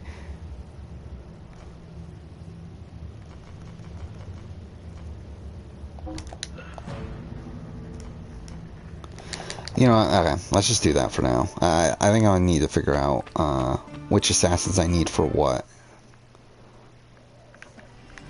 Like this mission over here, like what is this mission? He's just like standing there. Okay.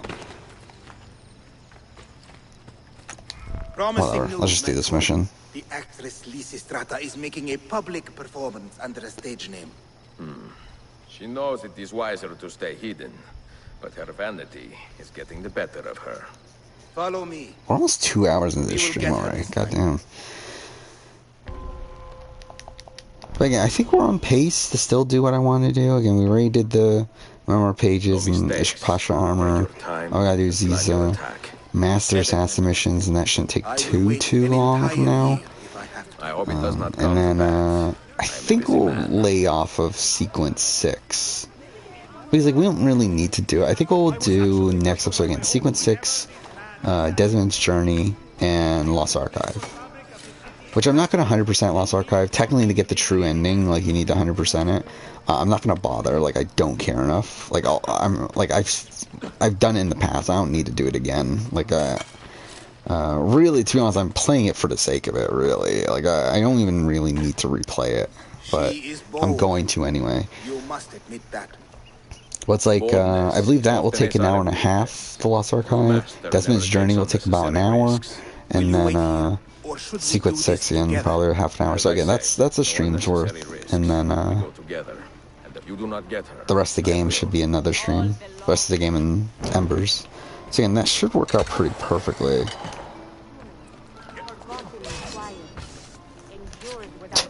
That was me being an idiot, by the way, but whatever. Our lips were kept tied, aching with silence. So well, all the while we knew how wretchedly everything still was progressing. Always you discuss the war and its politics loudly, and we sometimes would ask. Ah, fuck off. Okay, perfect. Obviously, that's what I wanted. What's to be inscribed on the side? Well, that looks pathetic. Whatever. You do your duty well, assassin. But you do it with such coldness that I almost pity you. The lives you fight to protect are dull, weak, and lacking luster. What a bland world it will be if you assassins get your way. Yeah, yeah, what else is there to talk about? So videos for this week again. 13 Sentinels video is coming out tomorrow. The why you should play 13 Sentinels. Very short video, but just kind of one that was put together pretty quickly.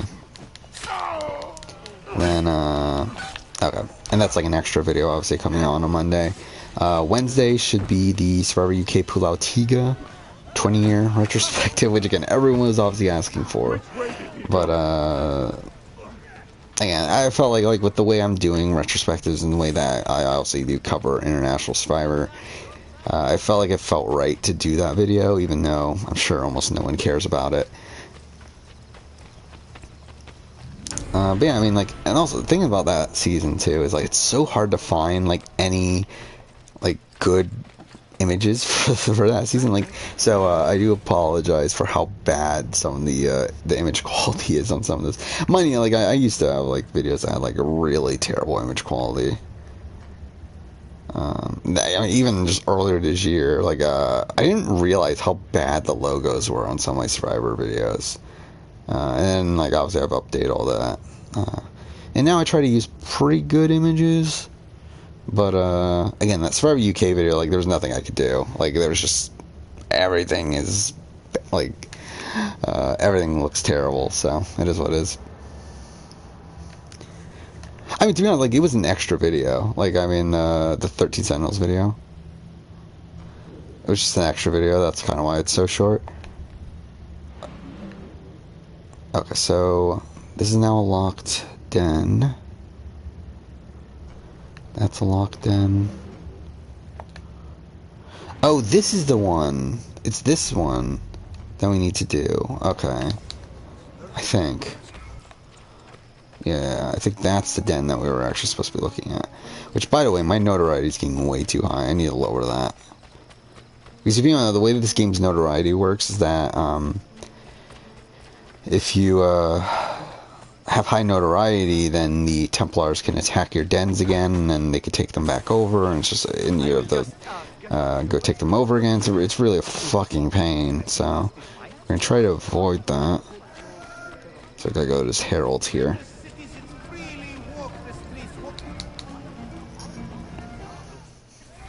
Yeah, it's really weird to how my videos have like just naturally gotten longer and longer and longer. It's like now I just can't seem to make a short video for the life of me. Like outside of this 13 Sentinels video, which again was literally just me sitting like in front of my mic like immediately after recording the spoiler review. Like I just can't make a short video. It's like I believe, like looking back, I believe since my Uncharted 4 video, I believe every video since then has been over 30 minutes. With a lot of them being like 40 to 50 minutes. I believe even like out of the videos that are already done at this point, I believe there's only one sub 10-minute video in there, and that video was made quite a while back, and that was that Hellblade retrospective that I talked about, where that video is like 9 minutes 20 seconds or something, and like that one I'm probably gonna end up reworking anyway, and it'll probably end up being over 10 minutes. Yeah, it's just really weird. Like it's like I just naturally can't make a short video anymore. And I think that's come from a different approach in videos as well. Like now, like I try to make my videos pretty definitive, to where like when I make a video, I don't need to make another video about that topic ever again. But then I think there's also just points where it's like I'm just keep on rambling on. I decided to keep it in the video. Like, there's no reason the casting videos should be as long as they are. Like, why the fuck are they as long as they are? But for some reason, they all end up being, like, 30 minutes nowadays. Actually, I think they're, like, 20 minutes. Like, I mean, to be fair, the Dreamcasting Second Chance video is actually relatively short. And, like, it's, like, 23 minutes, which, I mean, to be fair, is, again, long based on, like, okay. It's long based on how, like, videos would be when I started the channel, but 23 minutes nowadays is relatively short.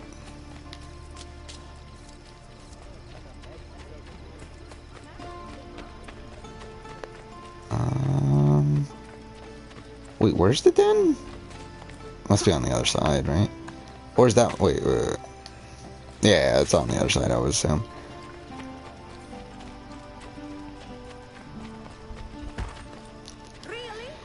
Yeah, I really want to, like, it's so weird, because, like, to be honest, that's a lot of the reason why, I work so far ahead at this point, is because, like, there's no way I would be able to keep up with making these long videos, weekly, like, it's just, like, I would not be able to do it,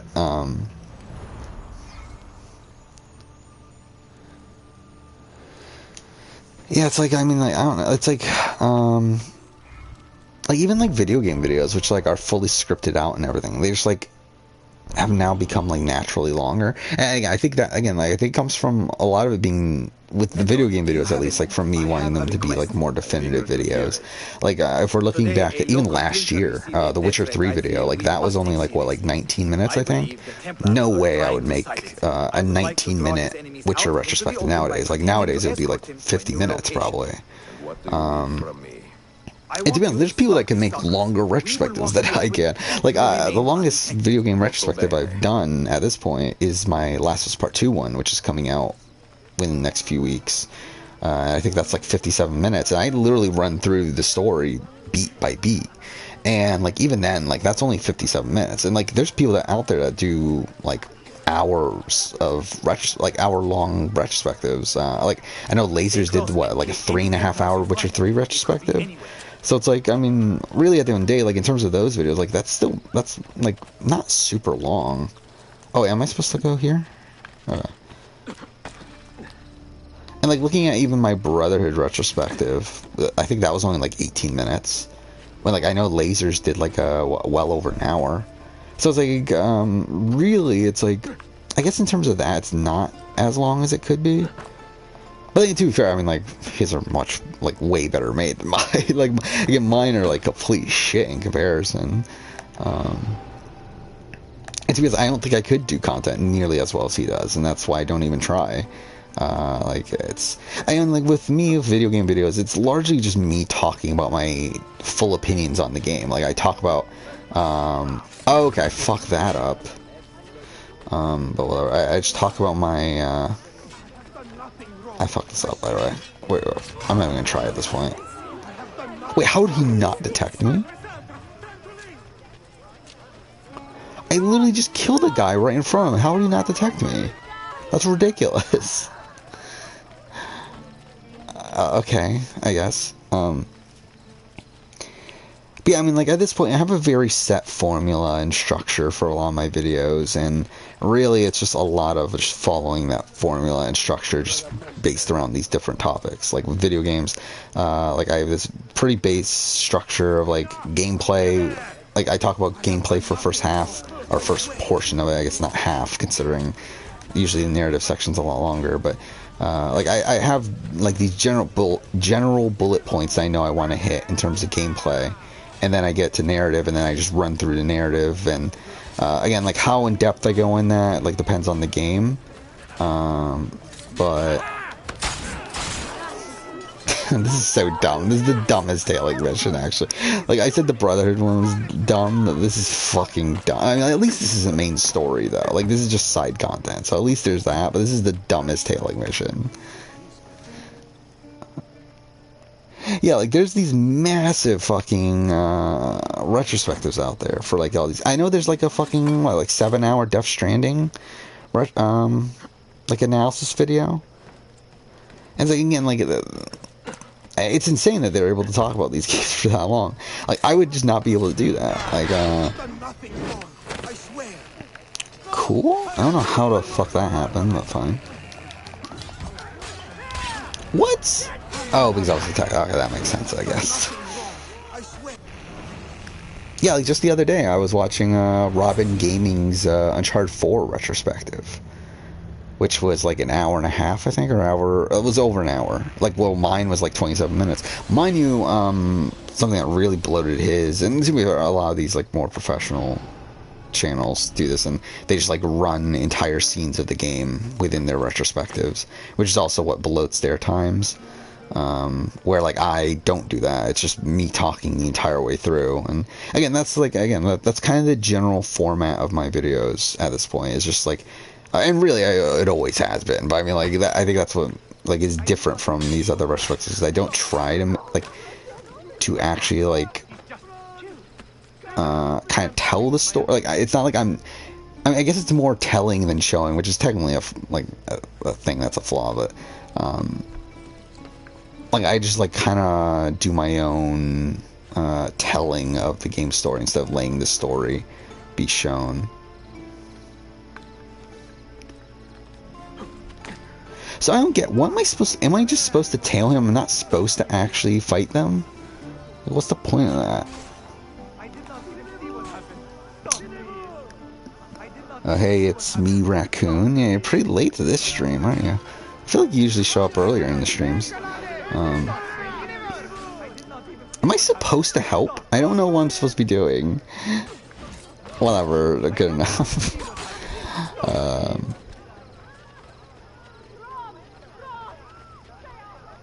This is so dumb. This is the dumbest mission. Like, what is this? Like, why are we... Okay, so we're tailing a guy that our apprentice is protecting? For some reason, it's like, why are we tailing them? Like, why is this... Like, who created this mission? This is a bizarre mission.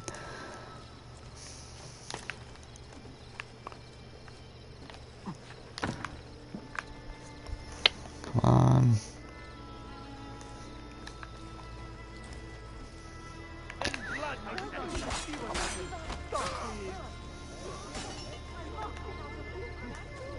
But yeah, that is something I've noticed with these streams, though. That it seems like it seems like these streams like really peak within the first like hour and a half or so. It's like these like, it seems like I get like, there's usually like 5, 6, 7 people at a point like within the first like hour and a half, and then after that kind of like dies off. which is fine at the end of the day. Like, it's like, again, whatever. But probably isn't the greatest thing if I'm trying to get affiliate at some point. But whatever, we'll just naturally let this run. Again, I'm not gonna like end stream earlier so I can get a higher average viewership. It's like, whatever.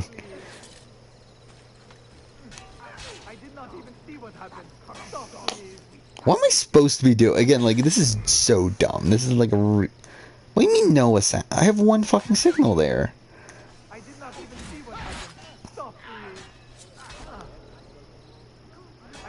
Wrong again.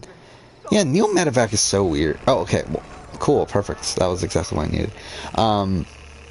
Yeah, I always felt that Neil Medevac is so weird. That episode, like, just in general, is like a really weird one.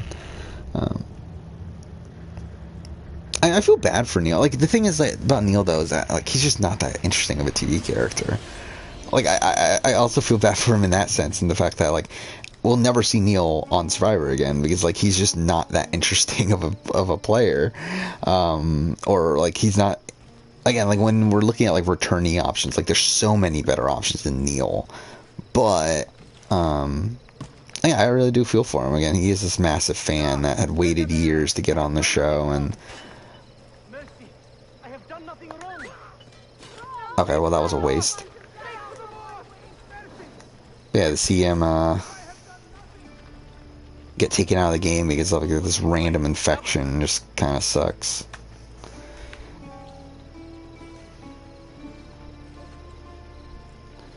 Yeah, I mean, I wouldn't be opposed to that. Like, bring back some other... But again, who do you get nowadays? Like, I'm trying to remember, like, who's been medevaced or... like, had, like, a similar sort of issue in recent seasons. I don't feel like there's anyone that's, like, that major of, like, we need this person back. Yeah, I feel like recent seasons have been relatively void of,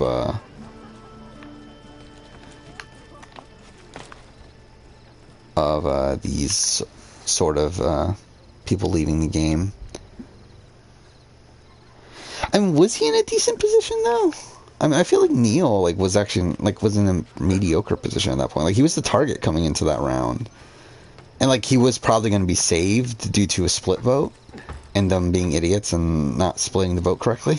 And, like, actually, no, they were going to split the vote when they didn't have the votes to split, right? I think that was something, like, it was, like, a weird circumstance like that. Where, like, they didn't have the votes they actually needed to split the vote, but they were going to split the vote anyway. But either way, like, it would have ended up with Aubrey being the boot, because they were scared of Neil's idol, I believe. But, it's like, I don't think Neil was in that good of a spot. Like, I see Neil probably going home in the next few rounds. Like, I think Aubrey had so much more potential moving forward in the game than Neil did. But, yeah, I don't know. I never saw Neil. Like, I don't think Neil was in that good of a position by the time he went home. But I do think it sucks to see it get cut short, though. Yeah, Pat from 37, that'd be cool. But again, like, it's like, I don't know. I'm kind of like, at this point, it's like, do we need to see Pat again?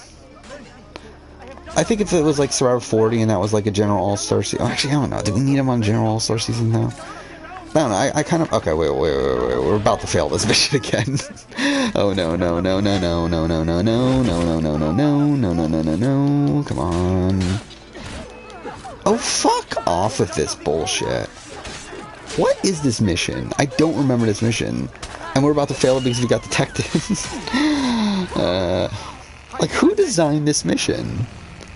It's so bizarre to me. I guess we could have used poison. That's probably the best approach, actually. But anyway, like, I don't know. Pat from 37, it's like, yeah, he has, like, again, another one that's, like, seeing him go home just really sucks. But it's like, I think at this point, it's like, I don't need to see Pat Cusick back.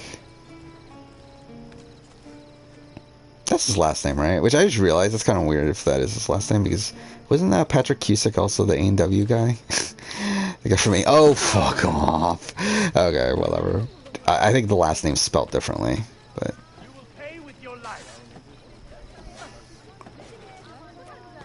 Dude, there's a lot of people that, like, I just feel like I naturally know their names, but I never actually thought about what their name actually is. Like, from Survivor and from, oh, fuck off. And Big Brother and all these other shows.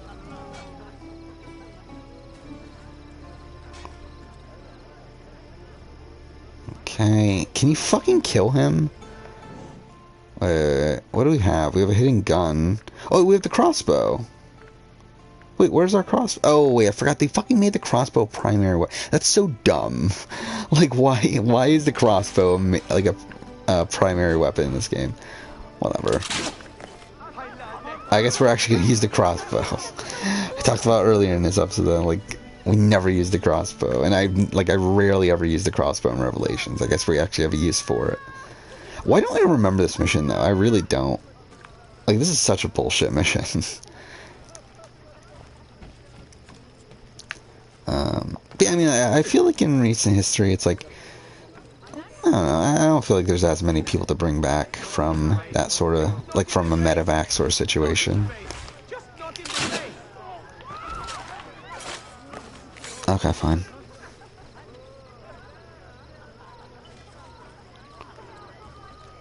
I wouldn't mind that sort of, like, I mean, I know a lot of people are anti-captain seasons. I wouldn't be opposed to it depending on the players. I think at this point, it's actually kind of turned around to be the opposite sort of situation. Where, like, it used to be that these captain seasons led to these captains dominating the game. Now I feel like it's the opposite, where I feel like these captains come in at such a massive disadvantage, where they're just going to be massive targets and be taken out early in the game. Like we saw that on Edge of Extinction, where it's like, the captains became these major targets. And while, like,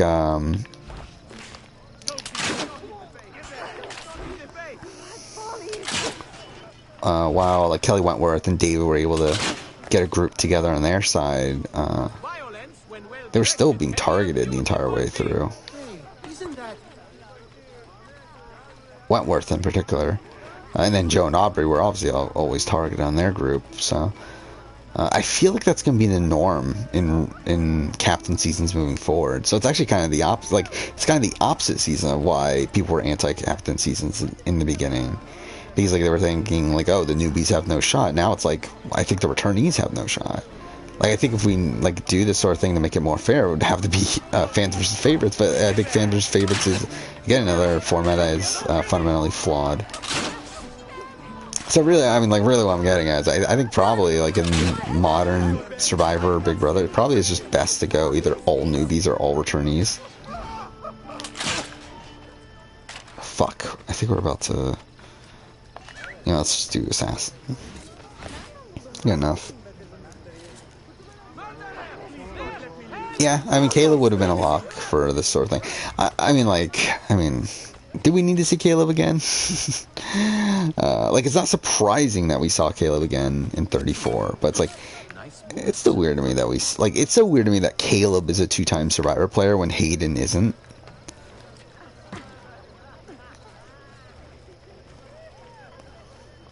And yeah, it's gotten to the point now where, like, I don't feel like we need to see Hayden again either. Like, I think I'm good.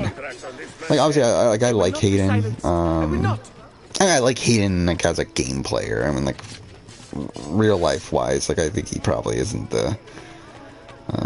Like, he probably has some beliefs that I don't believe in, but I think overall. I liked Hayden on Blood vs. Water, even though, again, I think his game on Blood vs. Water gets a bit overrated, but... Stay here and stay hidden. My assassin needs help. Sure. But it's still mind-blowing to me that Hayden hasn't played again, while some of these other, like, random people that were on Game Changers have. What happened? Who was that fighter? Quite an animal, no? I have never seen the Templars attack with such brute strength. Today I bested him, but not by much. Oh, this is part 1, isn't it? I forgot about that. Back. Alright, that was a shit mission. Wait, did we... Wait, why did he switch outfits? Didn't they put us back in the regular outfit? Inventory... Outfit. No, it's not this one. Armor, that's what it is. Wait, oh, maybe it just didn't load in properly. Wait, no, he is wearing... Wait, this is weird. Yeah, he's not wearing... Why does he not have the mask right now? Whatever. I don't care enough. Like, it's whatever. Okay, so what now? We have...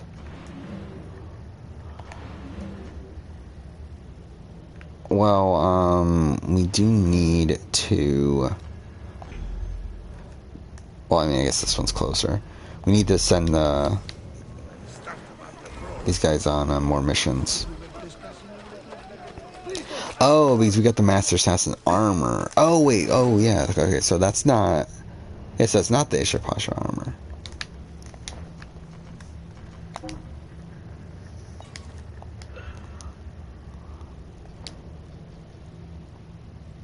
Okay. Wait, how do I get the Ishak Pasha armor back? Do I have to go to the hideout? I don't remember how you switch outfits in this game.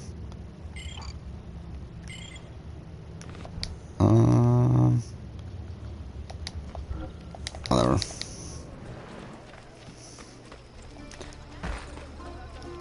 Oh, sorry. I'm obviously in your way. Right. Yeah, I mean, Code Wrong's a great season, though. I don't feel like I've been able to talk about Code Wrong that much. I mean, obviously, like, it's not, like, really a season that I'm anywhere close to doing a retrospective on, and, like, I've only been able to talk about it in, like, season rankings and stuff, which I guess, actually, in general, I guess that's kind of how it is with a lot of these, seasons that aren't super modern or aren't super old school.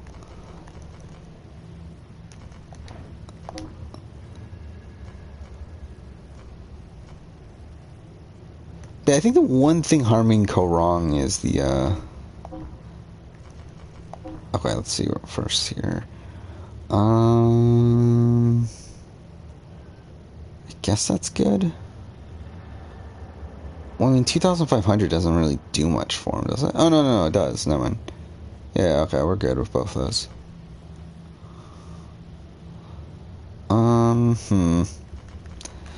Again, like, what's the best approach here? Because it's like... I think that guy might be done, right? I don't remember... Well, I mean, I guess this guy we need to level up, so let's do that. These two? Whatever. Probably not the best idea, but whatever. Yeah, like, I mean, not Code Wrong. That was... because, like, obviously that was filmed in Cambodia before Second Chance. And, like, from what I understand, they just, like, weren't prepared for how hot it was and how, like, bad the conditions were on that season. So, yeah, it's obviously what led to a lot of the medevacs and everything. And then, like, by the time with Cambodia, supposedly, like, they really were, like, telling the players there to keep hydrated and all that sort of stuff. Is that worth it? 2,000? Wait, 2,007. Okay, that's still enough to level him up. But then we need to do more than just level him up.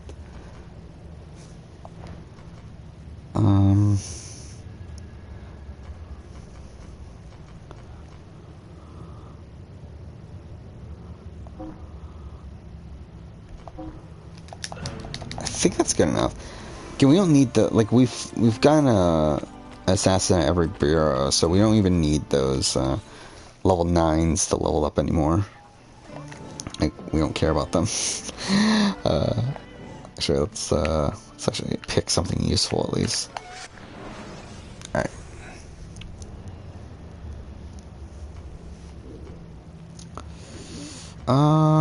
Where am I going right now?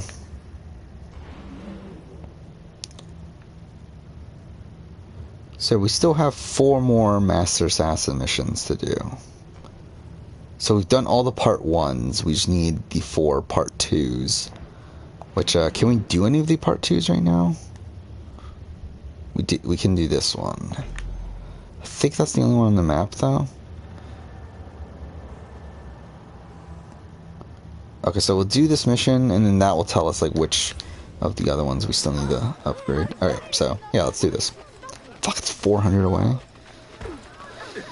We could fast travel, but I really don't care enough, if I'm being honest. Actually, we were next to a blacksmith. Let's actually go to this blacksmith. Oh wait, fuck, our notoriety's gonna go up. Yeah, this wasn't the best idea. Please don't go up. I don't remember how much it goes up. Better not go up by half. If it doesn't, we'll be so pissed. Oh, thank fucking God. Alright. That would have really irritated me. We got, like, full Notorious from that. Just want to see what we can get here. Like, is there a better weapon than what we currently have? Like, I don't even know what weapon we currently have. Looks like everything's worse, so we must have a better weapon. What's here? Oh, that's better. Why is that so cheap?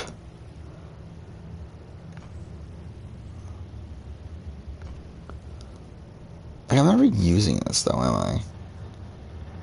11,000. Seems like a lot. Whatever. Let's just buy all this. Alright, whatever. I think we're good. Okay. Come on. Game. Oh no. Thank you. That took forever.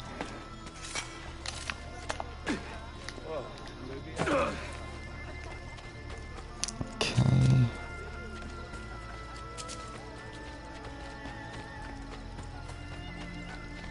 But yeah, I mean, for me, I do feel like the injuries really harmed Korong as a whole. I think that's like really my biggest flaw of the season, is how the pacing of the season was harmed by the medevacs. Because like you have this merge episode, which like seemed to be like setting up this massive like the merge vote. Like it seemed like it was going to be this really interesting vote, and then all of a sudden Neil gets medevaced, and it's kind of just thrown away there. And then you have the Joe medevac episode, which is just so boring. Like really one of the I think the Joe medevac episode's like one of the worst episodes in recent history. Like outside of the humor that you get from like Joe being taken out because he ate too much steak, it's like I feel like that episode's pretty bad.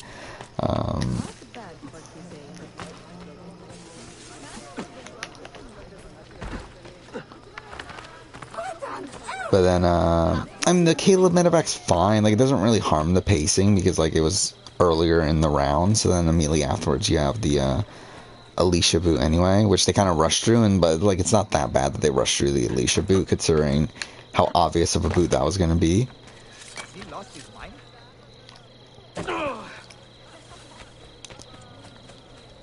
But I really feel like again, Neil and Joe medevacs really harmed the season's pacing. Even though there's like again, there's some really great stuff there. I mean, like the Debbie boot is still one of my favorite rounds in all of Survivor. Like I really love the 4-3-2 vote there.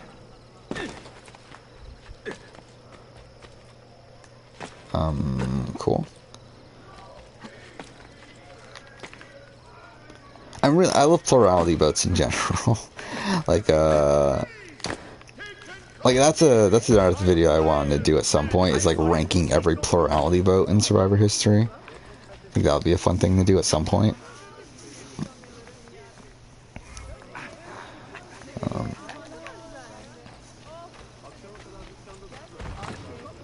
I just love it anytime someone plans out a vote that leads to them winning out a vote without having the straight up majority of the numbers. Which obviously is in general what a plurality vote is, but also like again like the minority vote split is like one of my favorite moments in the history of Survivor. Like the John Hennigan blindside from David vs. Goliath. Like I just love that tribal so much. Game? Thank you. Cyril of Rhodes remains a danger to this city. Do you understand why? I was overeager, Mentor. You were hasty, thinking only of the kill and not the approach. I can correct my mistake, Mentor. Cyril was spotted this morning, not far from here. Bene, we will find his trail together. I'm still surprised though that we haven't had a second chance 2 at this point. Like obviously I'm sure we'll get it pretty soon. Like Jeff Probst himself has said that like he sees them doing a second chance too at some point. So it's like, I'm sure like somewhere in the 40s we're gonna get it, like before Survivor 50. Like again, like I've always said, like 44 seems like a good number for it. Wait, I'm going the wrong way. He's up here. And again, there was obviously that time where it was rumored to be that they were rumored to do second chance for 42, which seemed way too fucking soon. But that was a rumor at that point, and obviously I did that video. Which I feel like that's like the sort of thing that like I don't know if I would do anymore. Like doing a speculation video on a season that like we don't even know if it's coming or not. Wait, what am I doing? Where is this? Is it on the rooftop?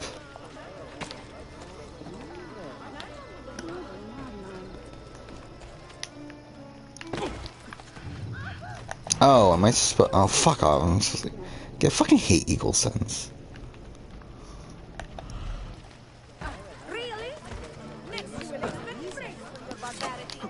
Cool. Perfect. Exactly. If only Alfunda could see this. That is the body of the man who gave me Cyril's name. The Deacon is trying to clear his trail. But not quickly enough. I can still fight him. Okay.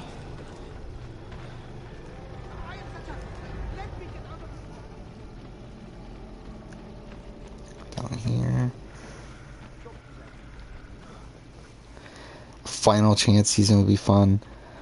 Yeah, but I mean, like, they're not. The problem I have with that is, like, are they really going to stick true to that? Plus, also, it's like, who do you have on that season? Like, I feel like there's people that production would very clearly not want on that season. Like, that they wouldn't want to make that their final chance. I think it's a cool, like, concept, like, conceptually. But I think it's a theme that, like, production would never actually do. You cannot escape. Why do we have to tail him?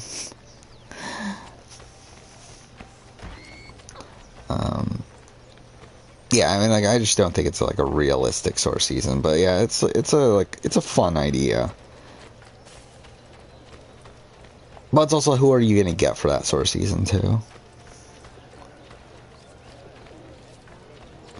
Like, I mean, like, because like, are you really gonna put like Suri on that cast and like say, oh yeah, Suri, you can never play again, ever again. We're never gonna cast you again. It's like, I mean, that seems ridiculous. Same thing with like Malcolm, like having Malcolm on the cast. Say, yeah, you're never gonna play again, Malcolm. Like, it just seems like kind of ridiculous to think that they would do that to people. Far outside your understanding. Go hide in your haystack. I pity you assassins work alone. It will take longer to kill you all. So what happens now, assassin? Alright. We're gonna kill the shit out of you. What do you hope to hear, assassin? That I regret my associations? Never. Rome abandoned us in our time. It'll be interesting though to see when they eventually get around doing a Winners at War 2. Which obviously won't happen anytime soon. Like, it'll be funny if I say that and they fucking make Survivor 50 Winners at War 2. But obviously, like, I feel like you gotta wait, like, until minimum 60, possibly even, like, 80, or something ridiculous like that. But it'd be cool if they ever did do a Winners at War 2. Actually, no, you probably won't need 80. I think probably 60-ish. I think that's probably the time to do Winners at War 2. Like, I think theoretically they could do it for 50. It just feels like it would be kind of dumb to do it so quickly.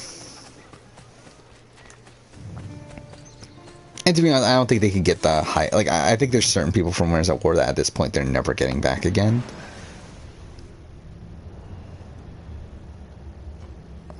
Yeah, I have an idea for a newbie theme, but that won't matter anymore. I mean, yeah. I mean, really, just in general, yeah, newbie themes aren't even a thing anymore. I mean, like, to be honest, like, I don't think they're gone for good. I just feel like it's like the sort of thing where it's like, if they don't have an idea right off the bat, then they're just not going to bother. Like, that's kind of sense I get. Like, I don't think they're like, I think if they have this, like, great theme, they're still going to use it, but they're not going to, like, shoehorn a theme in there. What am I doing right now? Oh, we gotta upgrade our assassins now because we still have 3 more master assassin missions to do. Wait, what regions are they in? We gotta make sure. So these 3, right? Okay. So, let's head here.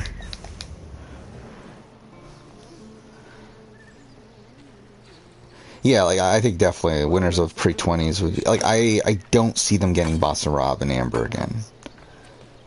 Specifically Amber. Like, I feel like 0% chance we see Amber play Survivor again. Boston Rob, I think very, very small. I think there's like a semblance of a chance, but I still think very, very small. I mean, I guess we can, well, fuck it, let's run through it. Richard Hatch, never seeing on Survivor again. Tina, I think by the time we get to next Winners at War, she's gonna probably be too old to even be in consideration, or to where they would consider her. Again, like, if they didn't want to put her on this Winners at War, they're not putting her on Winners at War 2. Ethan, I don't think they can get him back. I don't think he would do it. Vesepia, come on, they don't want Vesepia. Brian Heidick, they don't want Brian Heidick. Jenna, possibly. I think Jenna's probably the earliest winner that is, like, a decent chance of her returning again. Or, like, not decent, because, like, I think the only time she returns at this point is for Winners at War. For another Winners at War, but, yeah, I mean, like, even then, I don't think the chance is that great, but it's at least there. Sandra, I think Sandra would come back. Again, no Amber. Chris, I think Chris would come back, but they don't want him. Tom, supposedly they didn't call him, which is a surprise. I would have thought they would have at least called him. Like, I didn't think he was ever going to make the cut, considering, like, supposedly he has some health issues and everything nowadays, but I did think that they would at least call him, and it's pretty mind-blowing that they don't, but whatever. What's after that? Danny, no. I think they're done with Danny. I would think. I mean, Jenna quit, but not really. Like, she quit. I mean, she quit, but, like, I don't think in a way that production's pissed that she quit.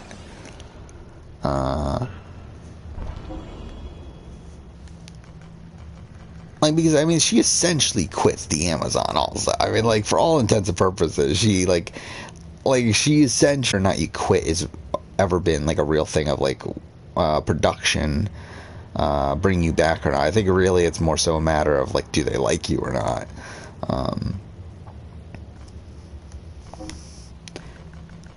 Let's see.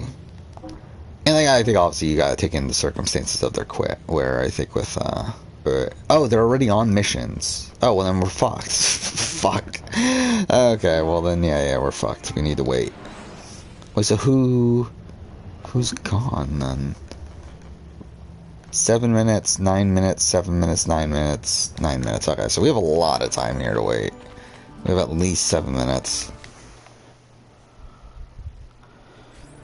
Yeah, I mean, Winners at War 2, if they were to do it, it would be a lot of 30s and up, I think.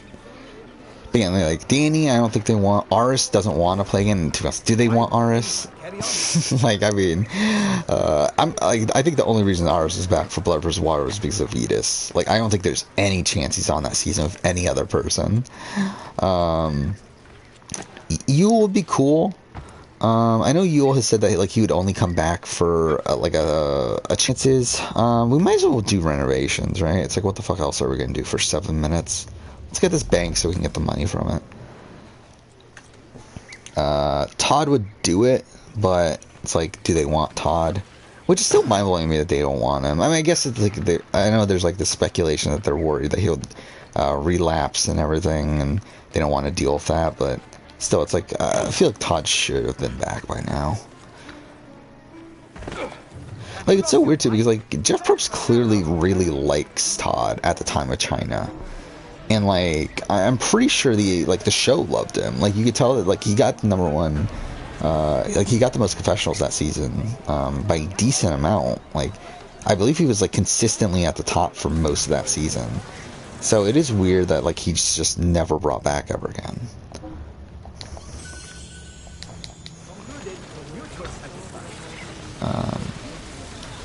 Yeah, where are we at? We're at Todd. Parvati, obviously, like, it comes down to whether she wants to come back or not. I don't think there's a 0% chance, but it's pretty small. Like, I think very, very unlikely Parvati returns.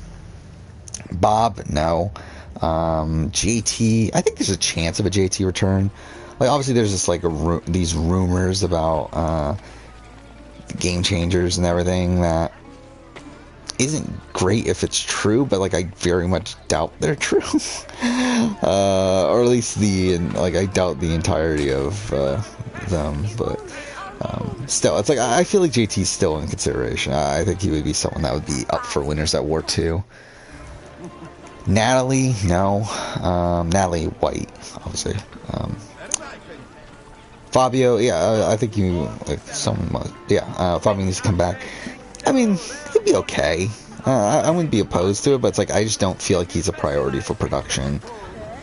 Like I think if he were to come back, it would be Winners at War 1. And the fact that he wasn't even like considered, supposedly, it's like I very much doubt that he's coming back at this point.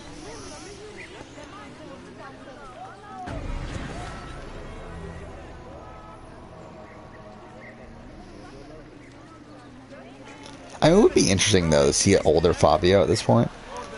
Considering, obviously, Fabio's, 21 when he won? Was this, like, really goofy kid, and, like, I mean, how different is he now? I guess we'll see. Or I guess we won't see, because, like, I don't think he'll ever come back, but it would be interesting to see. Do I want to bother with this? Fuck it, whatever. Why not? Never gonna use it, but whatever. What else are we doing? Yeah, at this point, I'm just essentially letting the time run out. I just need these assassins to come back. If you can't tell, I'm starting to get a bit tired. I'm starting to slur a lot of my words at this point. But we're still gonna go a bit more though, because I do want to get these Master Assassin missions done. And I think at that point again, we'll probably call it a day, just because. We don't really need to do much in the main story to be on pace to finish it within 2 episodes.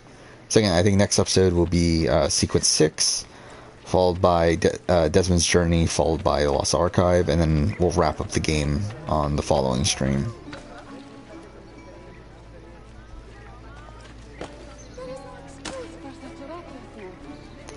That's not the one that we need. We need a tailor. That's what I'm looking for. Yeah, what we got? Boston Rob. I mean, I already said that. Who got after Boston Rob? Sophie. I think Sophie could come back. I think, again, it would have to be the right circumstances, but I think Sophie would be somewhat likely returning. Kim, I think same thing, but less likely. But I think Kim could come back for another Winners of War, but I think that's pretty much all that she comes back for. Denise, I think Denise is done. Like, the sense that I get from Denise that she did not really love the, like, come out of Winners at War, like, being, like, super apt to play again. So, I'm not feeling like Denise is going to be playing again. Cochran, obviously, is not playing again. Tyson, I think, comes back every time he's asked. I mean, what else is Tyson doing? Tony, I think Tony would say yes. I think Tony's one of these that, like, would say yes under the right circumstances, and I feel like Winners at War 2 is, like, a guaranteed yes from him. What do we want here? I guess we want... Let's do medium... Yeah, let's do that. I should not have bought that. I don't know why I just bought that, but whatever. Quiver will do. We don't really need a lot of these, though. Fuck. Well, why not? Yeah, large quiver. Whatever, we'll get these. How much money do we still have? 47? Dye clothes, don't really care. And we could dye them white. I never like the white in this, though. The Masyaf white. I mean, I do, but, like, I just feel like the original robes look a lot better. Because I know that, I think it's Lasers that, really likes that always, like, buys the white, dye. I'm wasting time in the menu here. Because, like, the timer's not going when I'm in the menu. It's like I just wasted some time there, but whatever. Because again, we're essentially just running time out. And this feels like forever. Like, how the fuck are these assassins not done yet?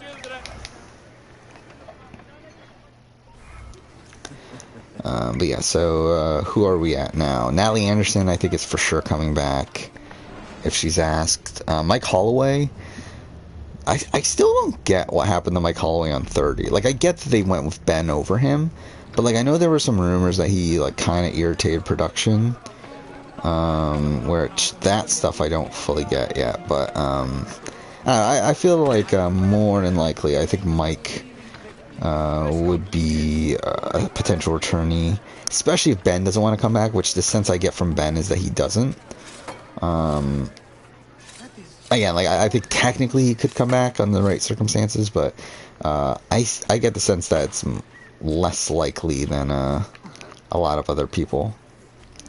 But yeah, Jeremy, I think Jeremy's done. I think it would take a lot to get Jeremy to play again. You got Michelle. I think Michelle's a lock. You got Adam Klein as a lock. Who's 34? Sarah. I think Sarah's done for the most part. Again, I think a Winners at War is probably the best chance. But it's like, do we need to see Sarah again? Like, I love Sarah as a player. Like, I think Sarah is, probably second best player or third best player in Survivor history. But I mean, I don't need to see her play again. I think I'm good. All right, 1 minute. Wendell, I would have said Wendell's a lock until now. Supposedly he's like doing a whole bunch of stuff with HGTV, which by the way, when I get around to my Battle of the Seasons video, like that's gonna be outdated, but whatever. Because that's a video I've made that will be coming out very, very late. I think it's like scheduled for like September. So it's like that might be really outdated by then, but oh well. It is what it is. But yeah, Wendell, Nick. I don't think they want Nick. I think they barely want Nick for Winners at War 1. I doubt they want Nick for Winners at War 2. The sense that I've always gotten is that that Jeff has not liked Nick that much. Like I remember thinking this during the season, but I think even now after Winners at War, I mean, it seems like production just has it out for Nick to a degree.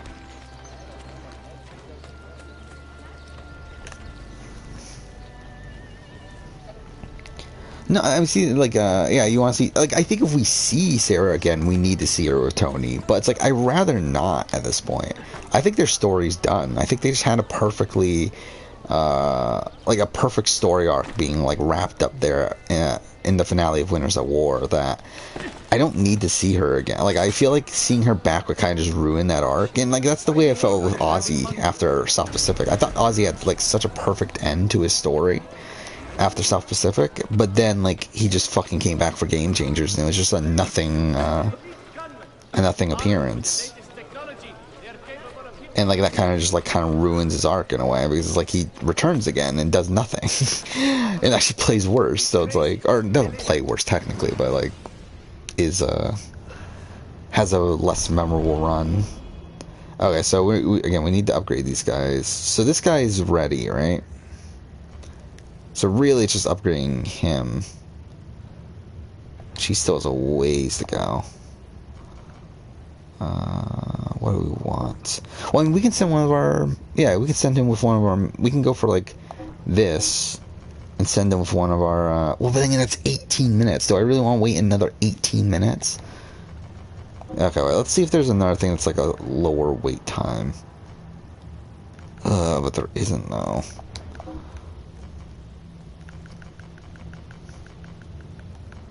In 18 minutes. Can he do this one? If he can do this on his own... Oh, wait, he can't. Okay. Wait, wrong one. There's no way.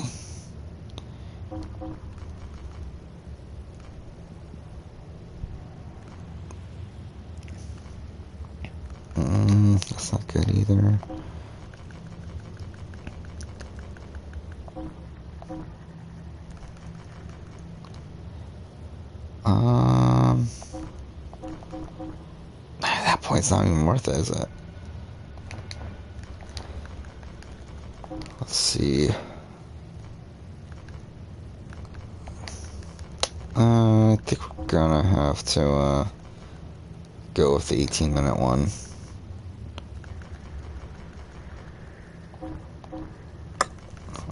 Well, I mean, we're gonna do the we're gonna do the Master Assassin mission in between then, so it should be fine, I think. Actually, you know what? Let's wait 2 minutes though before we do the next Master Assassin mission, just so that we get the other one that we need to upgrade.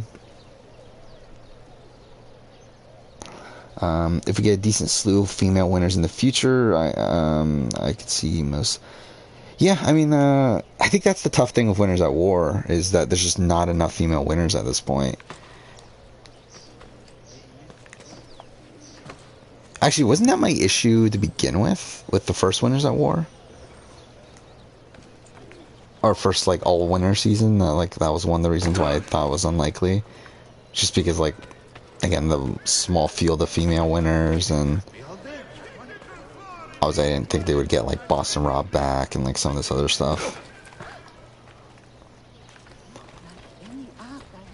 Yeah, who else is left? Or did we run through everyone? No, we're still at Chris.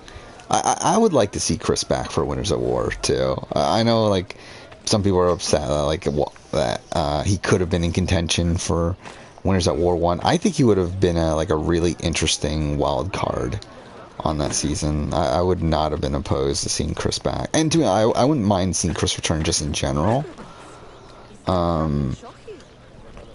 Like, while he isn't, like, a massive priority, like, I don't think he should be on the cast over a lot of these other, like, and I'm talking about in terms of a general All-Star season. Like, I think there's obviously a lot more important people to bring back than Chris Underwood, but I do feel none of them got, okay, none of them leveled up.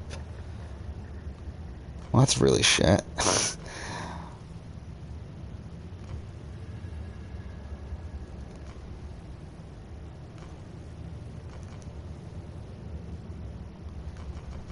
Oh, wait, where are they on? Oh, those are two I just sent. I'm a fucking idiot. Okay, wait. Yeah, I'm an idiot. I just went to the wrong thing again. Alright. So, I guess we're gonna send them on a similar sort of mission then?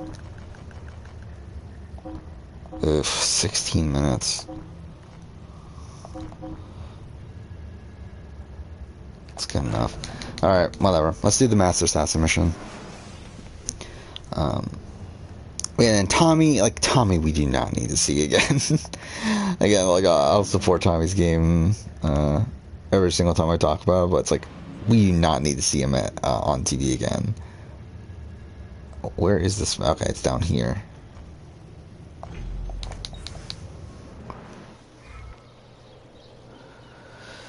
Yeah, I can see Underwood being an early boot. I think that's, like, an interesting dynamic that comes from an all-winner season, is that, yeah, he is going to be looked at as, like, one of the lesser winners. I think especially if he's on the first Winners at War. I think if we go years down the road, like Survivor 60, Winners at War 2, bring back Chris Underwood, I think then, like, it's a different story. But yeah, Winners at War 1 here, like, if he was on there, like, I think he definitely has that stigma on him. And even if he does survive that, I think he gets to the end. Like, if he gets to the end, I don't think he has the respect to win. I think it's kind of a similar thing with Nick, where, like, Nick was, like, fighting that entire game to get respect from the jury, but no one ever ended up respecting him by the end of it. Right, and we see that, like, I remember, like, one of the Ponderosa videos, like, wasn't it that he was upset that he wasn't getting credit for, like, the moves that Tony was, like, essentially he wasn't getting credit for, like, the Sophie move and stuff like that.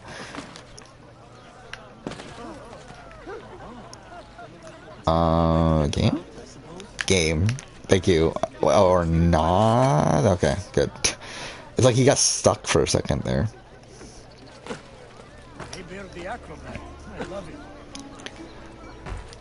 Okay.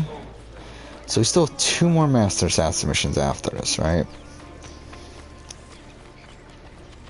And I'm hoping we can do those in, like, a reasonable amount of time.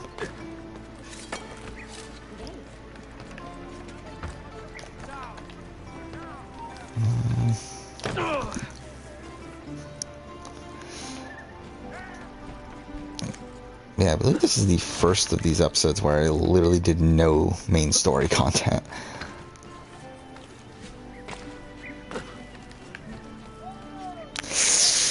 Okay, cool, perfect. Exactly. Exactly as planned. Hey, have you lost all There we go. Please, you must understand. I did not go to the Templars. They came to me. Yeah, I do hope Begged we me get to be more, violent like, if I female did not winners moving comply with their forward. demands. Like, it's so... He pays money I mean, to the obviously, like, there are merchants in changes that they made to the game that do benefit, like, men in recent seasons, but I do feel like the sentiment that, like, a woman can't win with, like, the fire-making challenge and stuff like that is mostly incorrect. I think it's just, like, I think they just got bad luck, especially, like, we have, like, 39, where, like, Lauren wins against almost everybody. And, like, she comes very close to getting to the end. Mine, again, like, she gets very lucky with the Dan Spilo ejection, but whatever. Like, Lauren was someone that could win the game. Janet was someone that could have won the game. Oh, am I supposed to be tailing him? I'm an idiot. Why are there so many fucking tailing missions in the Master Assassin missions? I didn't realize that until now. Why are there so many tailing missions? It's like they fucking saved all their tailing missions for fucking Master Assassin missions. Because there's not that many tailing missions in Revelations. I believe there's only, like, 2. Or 3, actually. There's 3, because you have the stupid flower one that we're going to be playing next time we continue on the main story. But, which is, again, another one of the dumbest tailing missions in Assassin's Creed. You take on certain risks. Better to be poor than wrong, is that it? Yeah, kinda.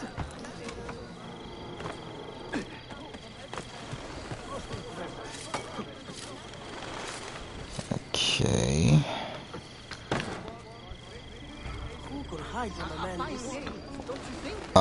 Camera is spazzing the fuck out.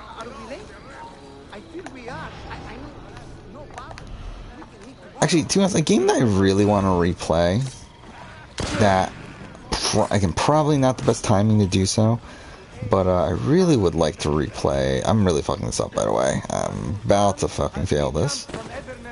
But I really want to replay Black Flag. It's been so long since I've played Black Flag at this point.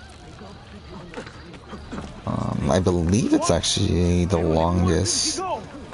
Well, yeah. I mean, like, it's been a long time since I played Black Flag. Oh wait, I killed the wrong guy too. Fuck me. Whatever. But would really, really like to replay Black Flag at some point.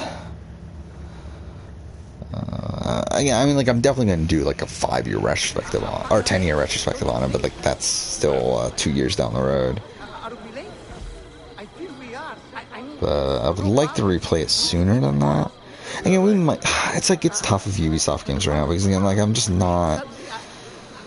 It's like I'm still playing this because I'm doing the Revelations retrospective at the end of the year, but like I just don't really want to play Ubisoft games right now. Like I can't imagine fucking playing Valhalla right now. I think I'd literally want to kill myself. Same thing with Odyssey. It's just like ugh.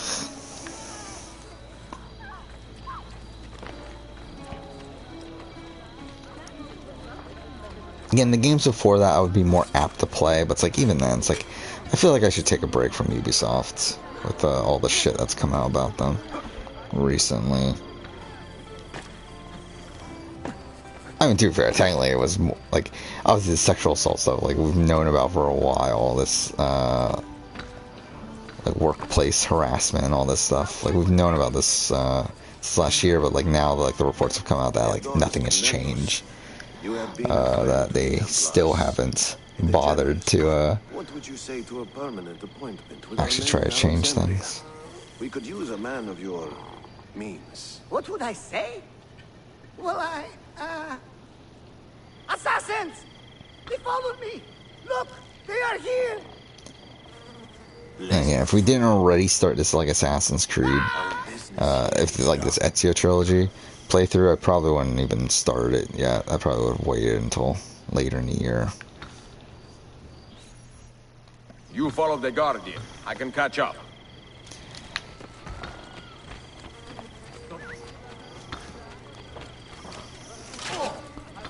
Alright, good enough. Oh, do we also have the... Okay, fine. But I'm starting to get really tired, so it's like, I don't know how much further I can really go here. So it comes to... Okay, that was really anticlimactic. But again, I would ideally like to finish the Master Assassin missions here. But I feel like we still have a decent amount to do. I mean, a decent amount of waiting to do. So I don't know. You may believe you have ended my life, but the truth is, you have completed it. To perish in this age-old struggle is an honor befitting a king.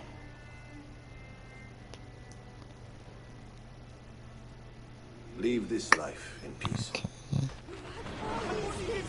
I don't know what's going on.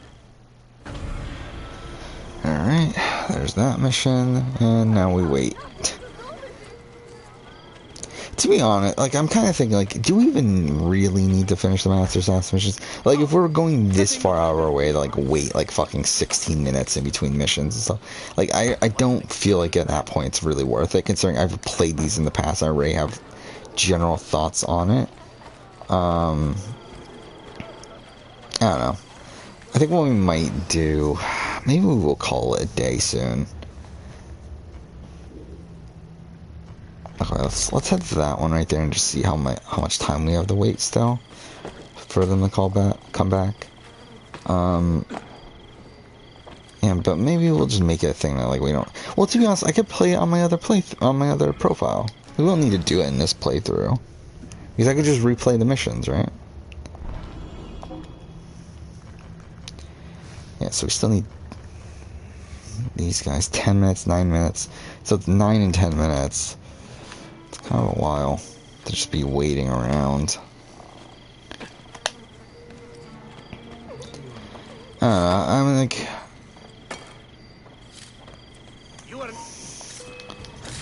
You know what?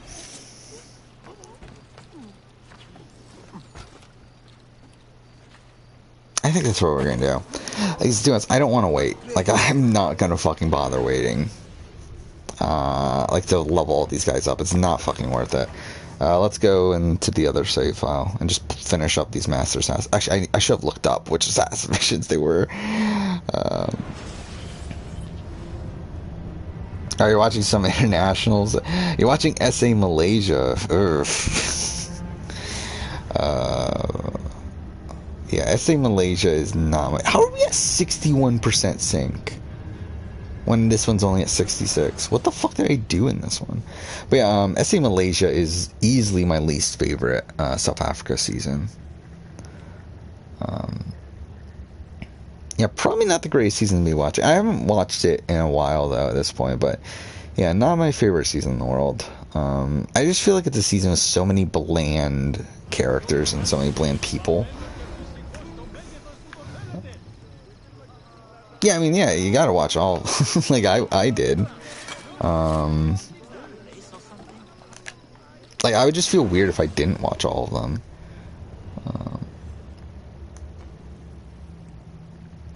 Wait, did I not do all the Master Assassin missions in this playthrough either? Have I never done it on PS4? What? Or did I do it in the other... I did it on the other save file. Or on the other profile. I forgot about that. Yeah, now I'm thinking about it. The 100% completion was on the other profile. Fuck off. I never did it in this one. Oh, no.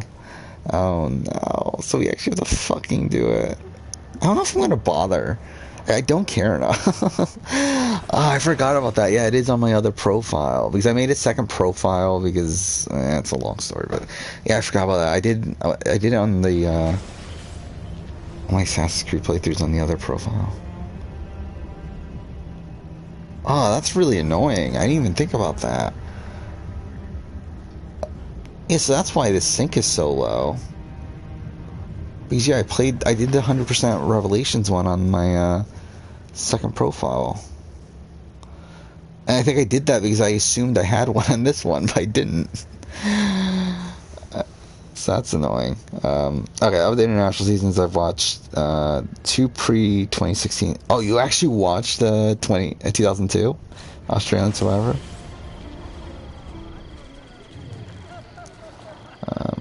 Yeah, I mean, yeah, obviously I've watched all international, English language international seasons outside of Survivor Africa, Panama, because from what I understand, it's still not available online. I would have watched it if it was available, but it's like, I've never found a copy of it. I've looked for forever, for a copy of it. And, it's not available, from what I understand. Yeah, I'm talking about Survivor Africa, Panama, not South Africa, Panama. Survivor Africa, Panama is this pan-regional season of Survivor where they got a whole bunch of people from, all around Africa to play one, game of Survivor.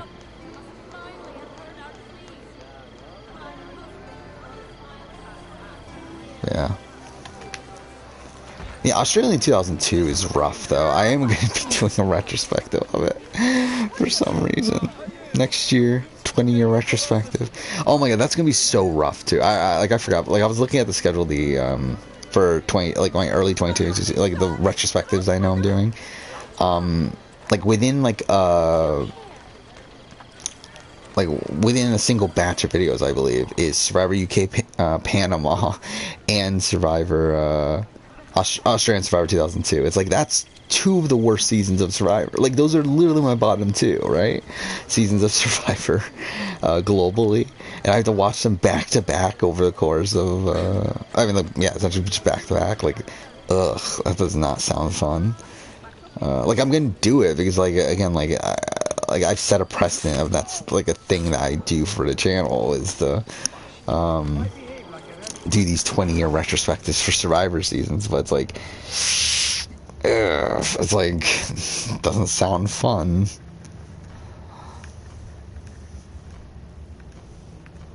Survivor UK Panama, like, I've watched that season 3 times now, by the way.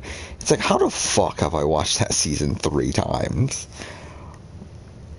And this is, like, gonna be my 4th time watching it. It's like, it's insane that I've watched the worst season of Survivor 3 times now. And, like, about to be 4. Well, I guess we'll waste some time here. Like, I don't want to do, like, I don't want to waste so much time here just to do the, Master Assassin missions. Like, it's really just not worth it. That's so bizarre, though, that I could have sworn I did it on one of the save files on this profile.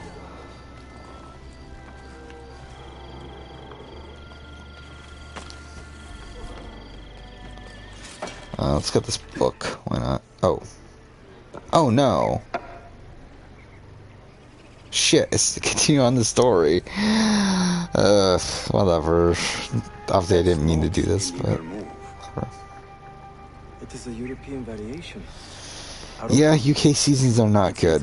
Not exactly fair when I did a retrospective of season 1. It's coming out this week, but, like, season 1 is actually interesting from a historical standpoint on the rewatch. There's a lot of, like, not a lot, but there's some things on there that are ahead of their time in terms of the strategy and whatnot, which is surprising coming from a group of people from the UK, considering the UK has been notoriously anti-strategy. What is there to argue about? Your father and I were close once, but his cruelty and ambition have made... I love Ahmet as a villain, by the way. Like, a lot of people find him boring. Like, he's such a great, I have a meeting with like, essentially antithesis to Altair, or fucked up, Ezio in this game. Whenever you like. But yeah, UK seasons, like, Panama is brutal. Like, season 2 of UK. Like, it's really the worst season of Survivor I've ever watched. Like, it's borderline unwatchable. There's literally, like, no one interesting on the cast. The season plays out so, like, in the most streamlined way it possibly could have. The format inherently is also just fundamentally, like, boring. Like, it's 2 tribes of 6. I find him first. Like, with a merge at 8. And then the UK votes for, like, is one of the votes for the winner and stuff. Like, it's such a boring format. It really is such a bad season, but Get the information you need. to be honest, and, like, that's, like, I say that though, like Tarek and your father were close it friends, could have been worse. Like if the outcome had been like another, like if again, let's try it. Tough to say without spoilers, but it's like there's more boring people in the cast than the people that make it far into the game. It's like if those people had made it far, it's like then oh my god, what the fuck is this season? It's like it could have been worse. Yeah, it's already like really, really bad. I didn't mean to do this mission, by the way. I don't know if I should do it. Because this is the entire Tarek mission, right? Do I want to do the Tarek mission right now? I guess we'll do it. Yeah, let's do it and then we'll call it a day. I think that's probably where we'll end. We'll do the Tarek mission here. We'll do the rest of sequence 6 next episode, which isn't that much, right? It's just a Sophia mission and... Well, I guess Sophia mission, Tomb... Hey, there's a decent amount, actually.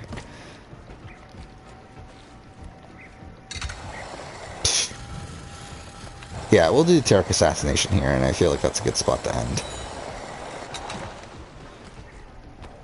Yeah, there's still a decent amount in sequence 6 is actually decently long, because they add a bit to the end there, so... I hate this mission, by the way.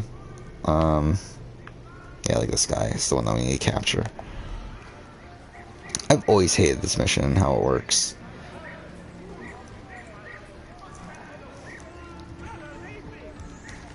You know what? Let's try this. It probably won't work. But we'll try it anyway. Oh, no. Carry. Thank you. This will probably backfire, but I just wanted to try it anyway. Yeah, it backfired right away. Well, that don't work. Because you're supposed to get him undetected and everything. Oh, okay. You know who wins? Okay, UK season 2. Okay, well, I'll run through. I think I run through. Even in my like non-spoiler talks about the season, I've like I'm pretty sure I spoiled the video on my Guide to International Survivor video. It's the most boring fucking season. It's like okay, there's one. Okay, at least the interesting tribe wins out at the merge, but it's like within that interesting tribe, it's like they're not even that interesting, but like you just had this other group that's so much more boring. It's like it's mind-blowing to think that like if what would have happened if that boring group had won out at the merge, like what like how bad, like how could the season even be worse? Like it's mind-blowing to think that like this season that is already again like plays out in the most streamlined possible way where like oh fuck off, okay fine, where like, there's literally no interesting vote the entire... Okay, I fucked it up already. There's literally no interesting vote the entire season. And it's like... I mean, actually, there's one, like, semi-interesting vote. But not really, because, like, there's no real way... like, there's a pre-merge vote that, like, has some interesting strategy, potentially. But, like, there was never really a realistic option of that person getting out of the situation they were in. So it's like... Didn't really matter. What am I trying to do right now? I'm trying to think. The problem is that we need to get him out as well. You know, let's try this. Oh, fucking not that. That's not what I meant to do. I meant to do this. I don't think this works though. I'm pretty sure I tried this in the past. Like, I mean, I have a strat I could try, but I just didn't want to bother with it. But we might end up having to do it anyway. And it already failed. That was not what I meant to do. Didn't plan the Romanis to be taken away so quickly. I think we got this though. I don't see any. Oh no, never mind. Of course, there's like a random fucking guard right there. Yeah, UK season 2 is just so boring the entire way through, and like I do think the winner is like the worst outcome from an entertainment standpoint too. Like even though I don't think he played a bad game at the end of the day, it's like And but then again, like, I don't think he played much of a game. I think that's kind of the bigger issue. But where, like, he's very clearly, like, the least strategic person out of the majority. Even though he is, like, the best position and everything. Like, on paper, he plays a great game. But, I feel like, again, like, it's a lot of it isn't really him playing a game. It's him being himself, and at that point in the show's history, it's like that was enough. Like, I think if this was a modern season of the show, he would be targeted for being this big threat in terms of jury votes. Fuck off, the wrong guy came over. Damn it. Oh, I should have just Aerostorm. Why didn't I Aerostorm? I'm a fucking idiot. I could have Aerostorm and just grabbed them. Whatever. UK Season 1, though, is interesting.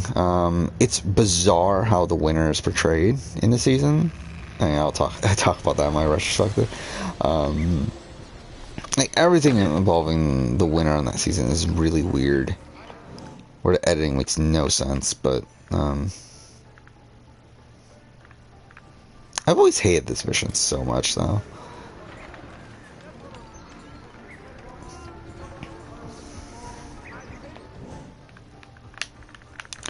I remember, like, this speedrun of Revelations before, and, like, I got it first try. I don't remember how, though, anymore.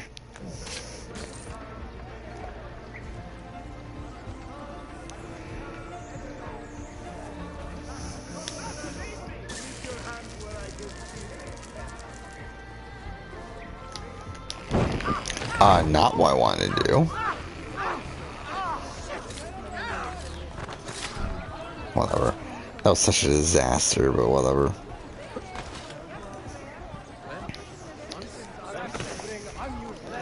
If this works, that'll be just so funny, considering this is, like, such a terrible way of doing this. I literally did this in, like, the worst possible fucking way.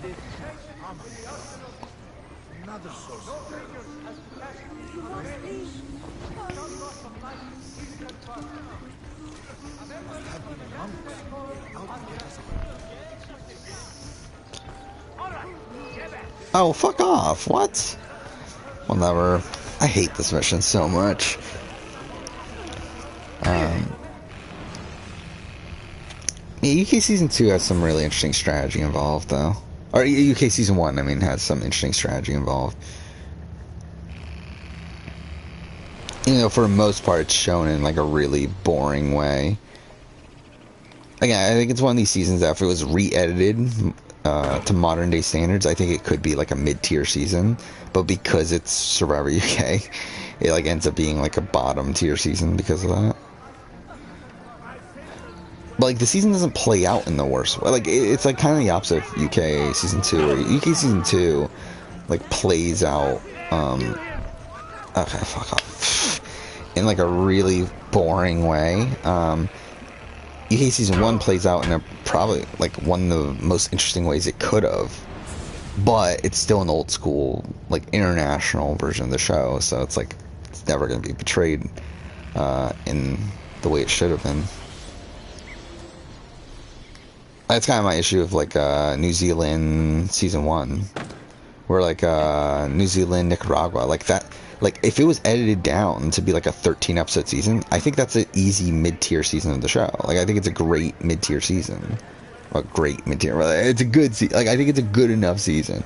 But because it was edited the way it was, it'd be, oh, what the fuck happened there? Whatever. But because it was edited the way it was and extended to, I forgot if it was 20 episodes or 18 episodes or whatever. But, because it was extended the way it was,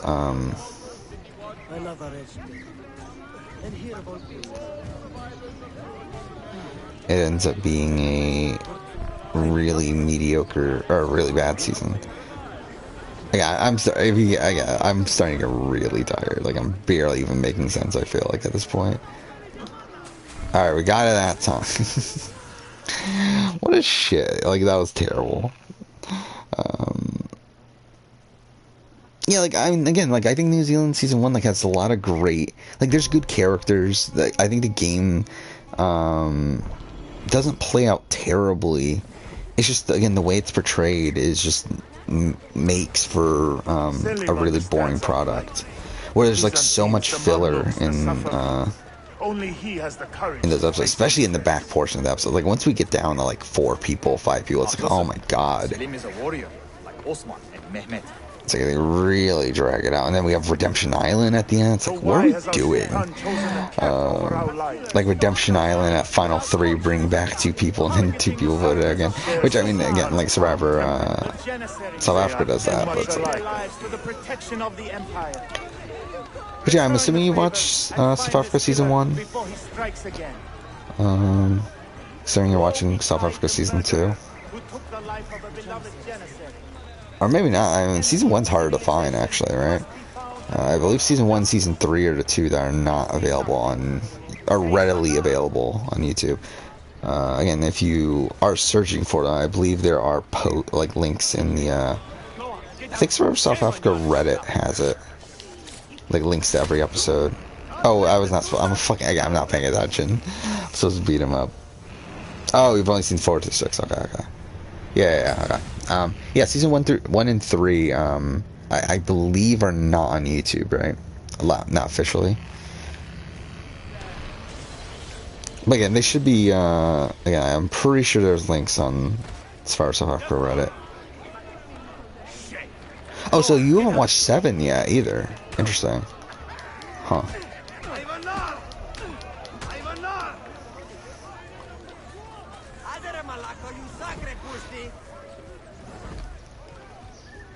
Yeah, why go, like, kind of strange that you go to 2.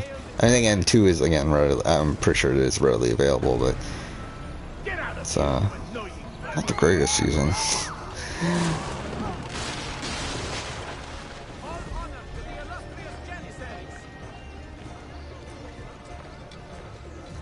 I think the game's broken. Unless I can, like, hit him out of it, like, he's supposed to be in front of them. Yeah, I think the game broke. Oh, no. Can I get him out? Again, like, the game's glitched right now. This is actually kind of funny. Yeah, sticking to YouTube first, okay. Yeah.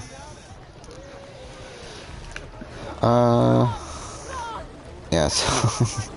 Did they post Australia? I didn't realize they posted Australia in 2002. That's kind of funny. Come on. Okay, I think we're gonna have the restart mission. Where does it start? I think it's after... Yeah, so we're good, right? Yeah, we're good. We don't have to redo the bullshit.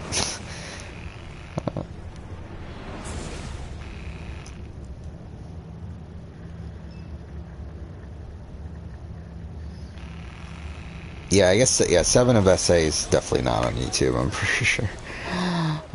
Selim understands our plight. I think I still have all 7 downloaded. Only he has the courage. I think it's on my hard drive. Because, like the way I watched 7 was, someone posted, like,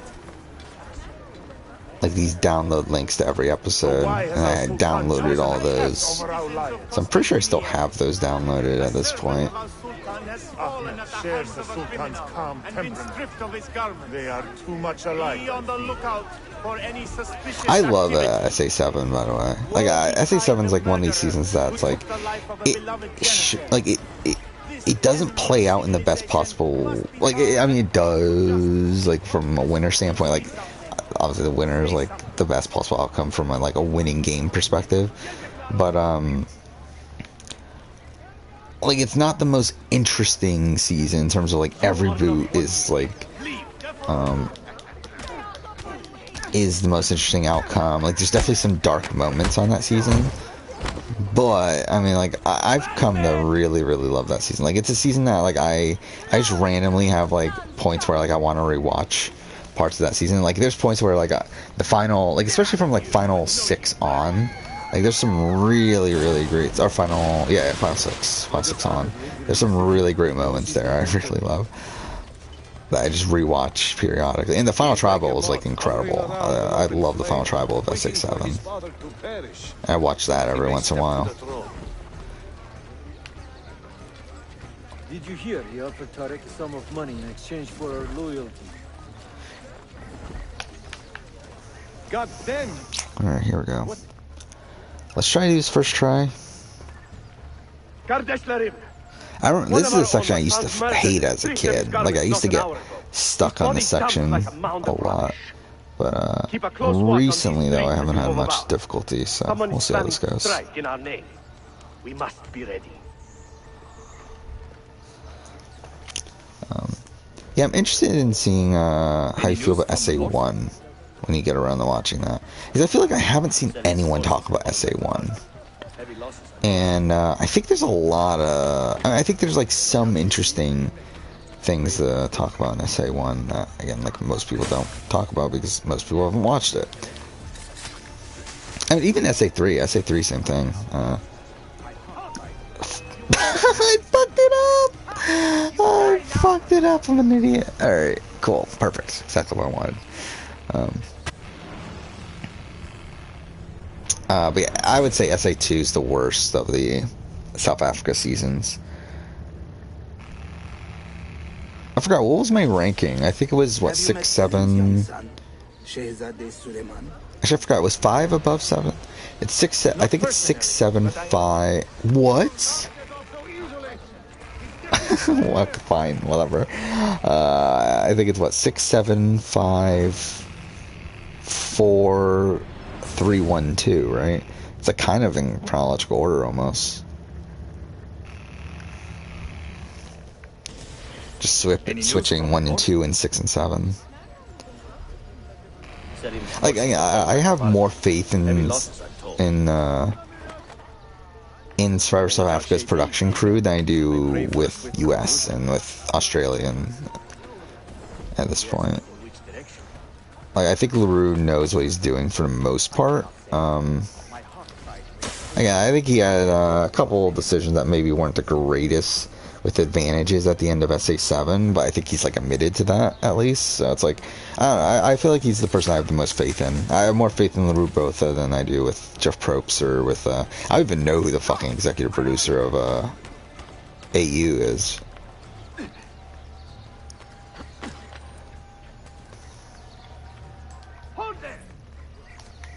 Tarek, a message for you. Yeah, Final Travel. I mean, that entire, like, Final 2 is, like, insane. Like, the Final 3 round in particular. It's like, how does, essentially, Let's-Go votes out Bonnie over the misconception that Bonnie is going to beat her at the end because... she would have, like, because she believes Bonnie would beat her because she would have voted for Bonnie, but doesn't recognize that everyone else hated Bonnie. So she decides to take Heike, who is, like, the most popular person in the jury's eyes, to the end over her. It's, like, it's insane. And then you have Heike, who doesn't even try to win the game, and, like, is, like, essentially giving up the game, but then kind of half-asses his way into winning the game because, like, again, he's this, like, likable guy to the jury, even though, again, he's kind of a douche at points, but to the jury, at least, like, he's looked at as this likable guy.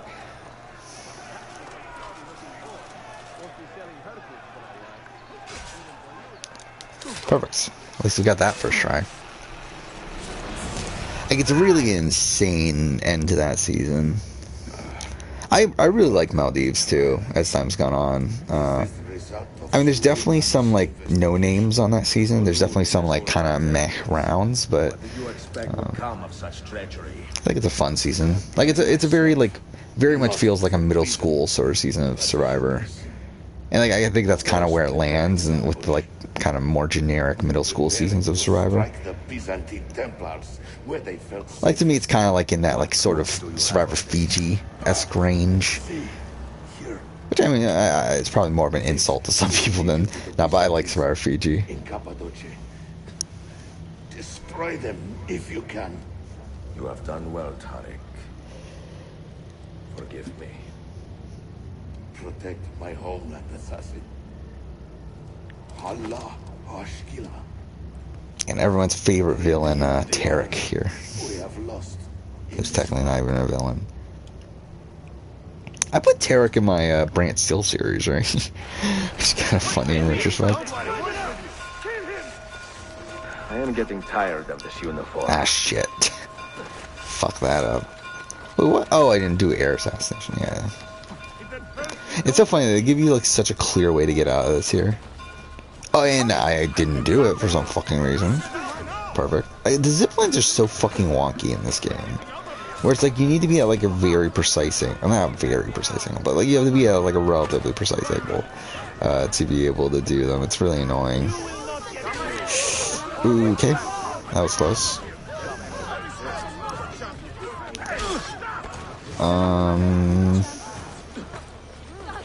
Okay. Yeah, we don't have any recruits, which is really dumb, actually. Like, it's like, why don't we have recruits?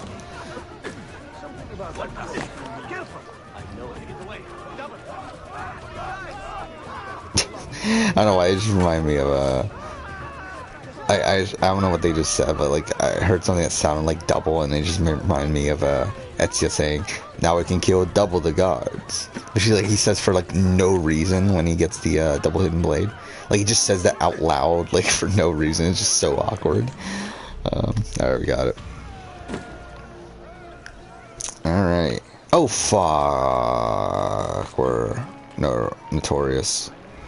Shit. Alright, let's lower notoriety. I don't know if I want to bother with the Master Assassin stuff anymore. It's like, to be honest, I don't care enough to be, like, spending, like, an extra hour just grinding in that system. Not even grinding, it's more so just waiting for that system to finish. Like, I don't know if I care enough. Like, I feel like I've gotten what I need to get from it. Again, I already have footage of the Master Assassin missions.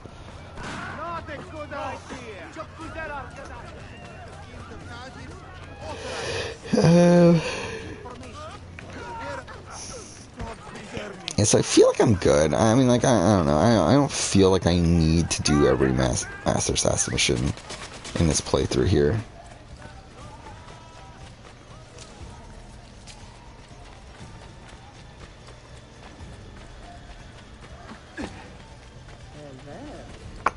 Okay.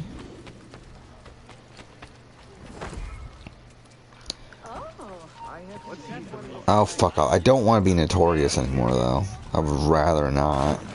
So, I think that's what we're gonna lower notoriety, and I think we'll call it a day. And we're already over 3.5 hours in. And to be honest, like, even coming into the stream, I was already not, like, the most awake in the world. But, like, right now, I'm, like, literally,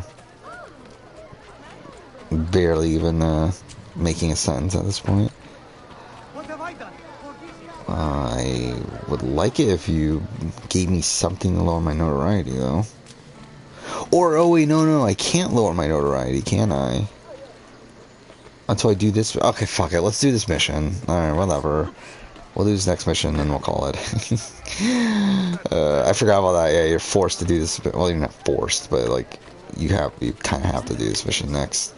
Where you go report back to Suleiman, and we have this dumb thing of you can't be detected. Yeah, we're definitely gonna end the stream soon. Oh, it's Justin. You always show up at the end of the streams.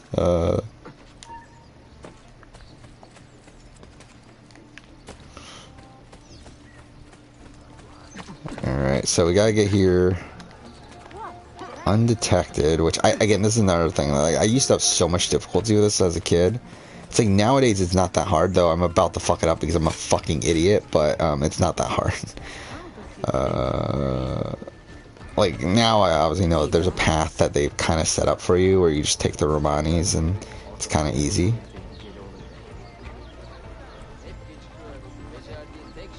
Yeah, like here, like we pretty much already have it. Like he's right there.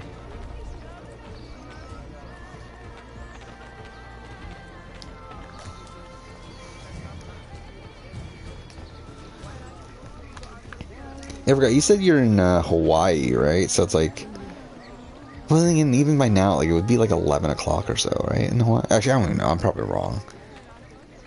No, it's probably, yeah. What time is it in Hawaii right now?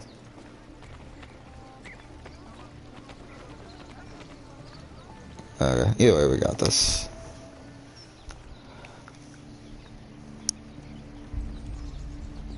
Tarek was no traitor, Suleiman. He too was tracking the Byzantines. What? Actually, yeah, so he's like wearing the Ishak Pasha armor, right? With the exception of the hood for some reason. Sorry. God forgive me. I should have been so quick to judge. Should not have been so quick to judge. He was loyal to your grandfather to the end. And through his efforts, we have the means to save your city. Tariq, you should not have been so secretive. What a terrible way to do a good thing. I always love that My line. friends was taken to Cappadocia, and you get me there. He looks bizarre in his outfit. Yes, of course. Like his hood does not match the rest of the body.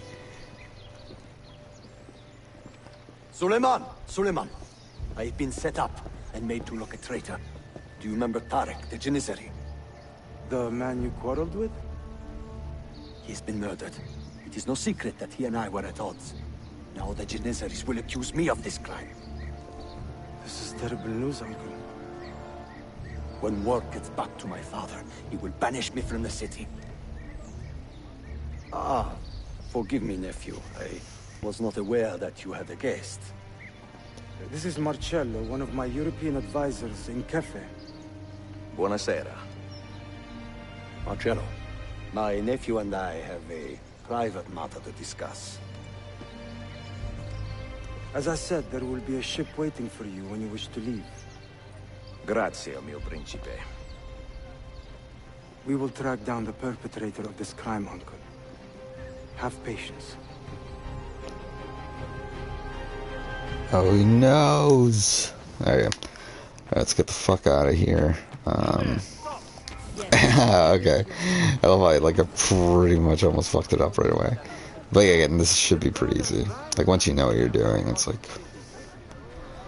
Actually, you know what? Let's try this. Why not? Oh, that was the full thing, not the going. Okay, fuck it. Whatever. Oh, well.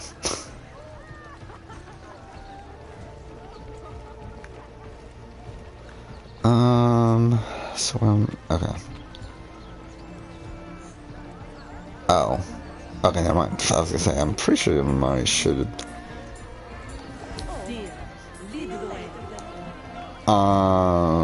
Okay. Got stuck for a second there. We're good. And we need to get... Where is it? There's a certain spot in the wall that's like really low in comparison to the rest. Where is it? Is it that? No. Is it higher up? I think it's higher up then. Ah, shit. No, I fucked it up. That was my own fuck up. Whatever. I shouldn't have ran after... Whatever, it's fine. Only takes like 2 seconds to redo. I was like more than 2 seconds, technically, but... Whatever. Come on. Alright, let's try this again. But yeah, I mean, oh, our notoriety got fixed, so that's something. But yeah, we're gonna call it a day after this episode, after this mission. How did your trip to the doctor go? Wait, they already got fucking... Oh, I forgot about them over there. Whatever. Get ready to see them spawn in right in front of us like they just did.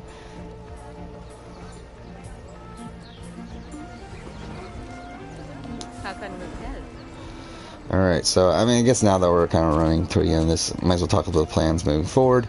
So yeah, stream probably tomorrow. and probably Wednesday. That's kind of 2 days I would like to stream. I was gonna do Thursday, but the problem with Thursday is I have to get up super early on Friday, so probably not great to be streaming late on Thursday. So that's why I streamed today instead, because I wasn't gonna stream tonight. Obviously finish Revelations. That's the goal by the end of the week. We should be able to do that at the pace that we're going. Yeah, next episode will be the rest of Secret 6, and then Desmond's Journey, and then probably Lost Archive as well. And then we'll finish the game probably on Wednesday, where we do 7, 8, 9, Secrets of 7, 8, 9, essentially the end of Revelations, plus also we'll watch Embers. And that'll be it for this Ezio trilogy series here. And then obviously probably the week after that I'll start work on the retrospective and write it and that sort of thing. So yeah, I mean that's kind of the plan there. Next game we'll play on the channel will probably be Death Stranding, just because I kind of want to replay it, and it's like, why the fuck not? In terms of working on stuff for the other channel, again this week got the Challenge All-Stars review that I'll probably edit most of it tomorrow, I think. Also got to catch up on BBAU and write the review for that. That's kind of the priority for the week as a whole. And then next week you'll probably be writing the Final Fantasy 15 retrospective and the Assassin's Creed Revelations retrospectives, as both of those games will be done by then. Oh, I've already finished Final Fantasy 15, but I'll be done with Revelations by then as well. Also, the game I'm playing in my free time when I have it is Mass Effect. I'm playing the trilogy there. Again, gonna do retrospectives of those down the road as well. And yeah, I think that's about it. Yeah, then I'll start work on the next batch of videos at some point. Not immediate, because I mean I just finished this massive batch. I don't really want to get too deep into it too quickly, but we'll figure it out eventually. But yeah, that is it for Revelations here. I love how we're ending it with him like just hovering in the air, but whatever, I guess. Again, we got a decent... Okay, well, cool. Obviously, I want to get detected at the end of the stream. But, yeah, I mean, we got a decent amount done here. I mean, we did most of the Master Assassin missions. Like, technically, there's still 2 we haven't done, but I don't fucking care enough to wait for the, for them to level up to be able to do them. And then we did the more pages. And then we obviously did half of Sequence 6, so it's not too bad. I guess we'll just let ourselves get killed at this point. Kill me, please. Come on. Kill me.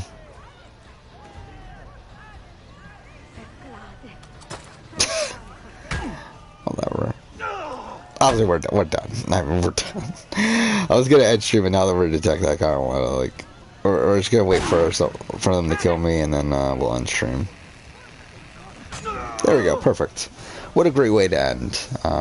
Random detection for no reason, and getting killed immediately afterwards. How lovely. Yeah, I'm surprised I went this long on stream. Anyway, almost 3 hours 45 minutes. Again, I worked the last 2 days. I was fucking tired coming into this, so that's surprising in its own right. But yeah, we're done. That's it for stream. Again, hopefully I'll see you tomorrow. But yeah, for now, that's it for Relations. Thank you for watching.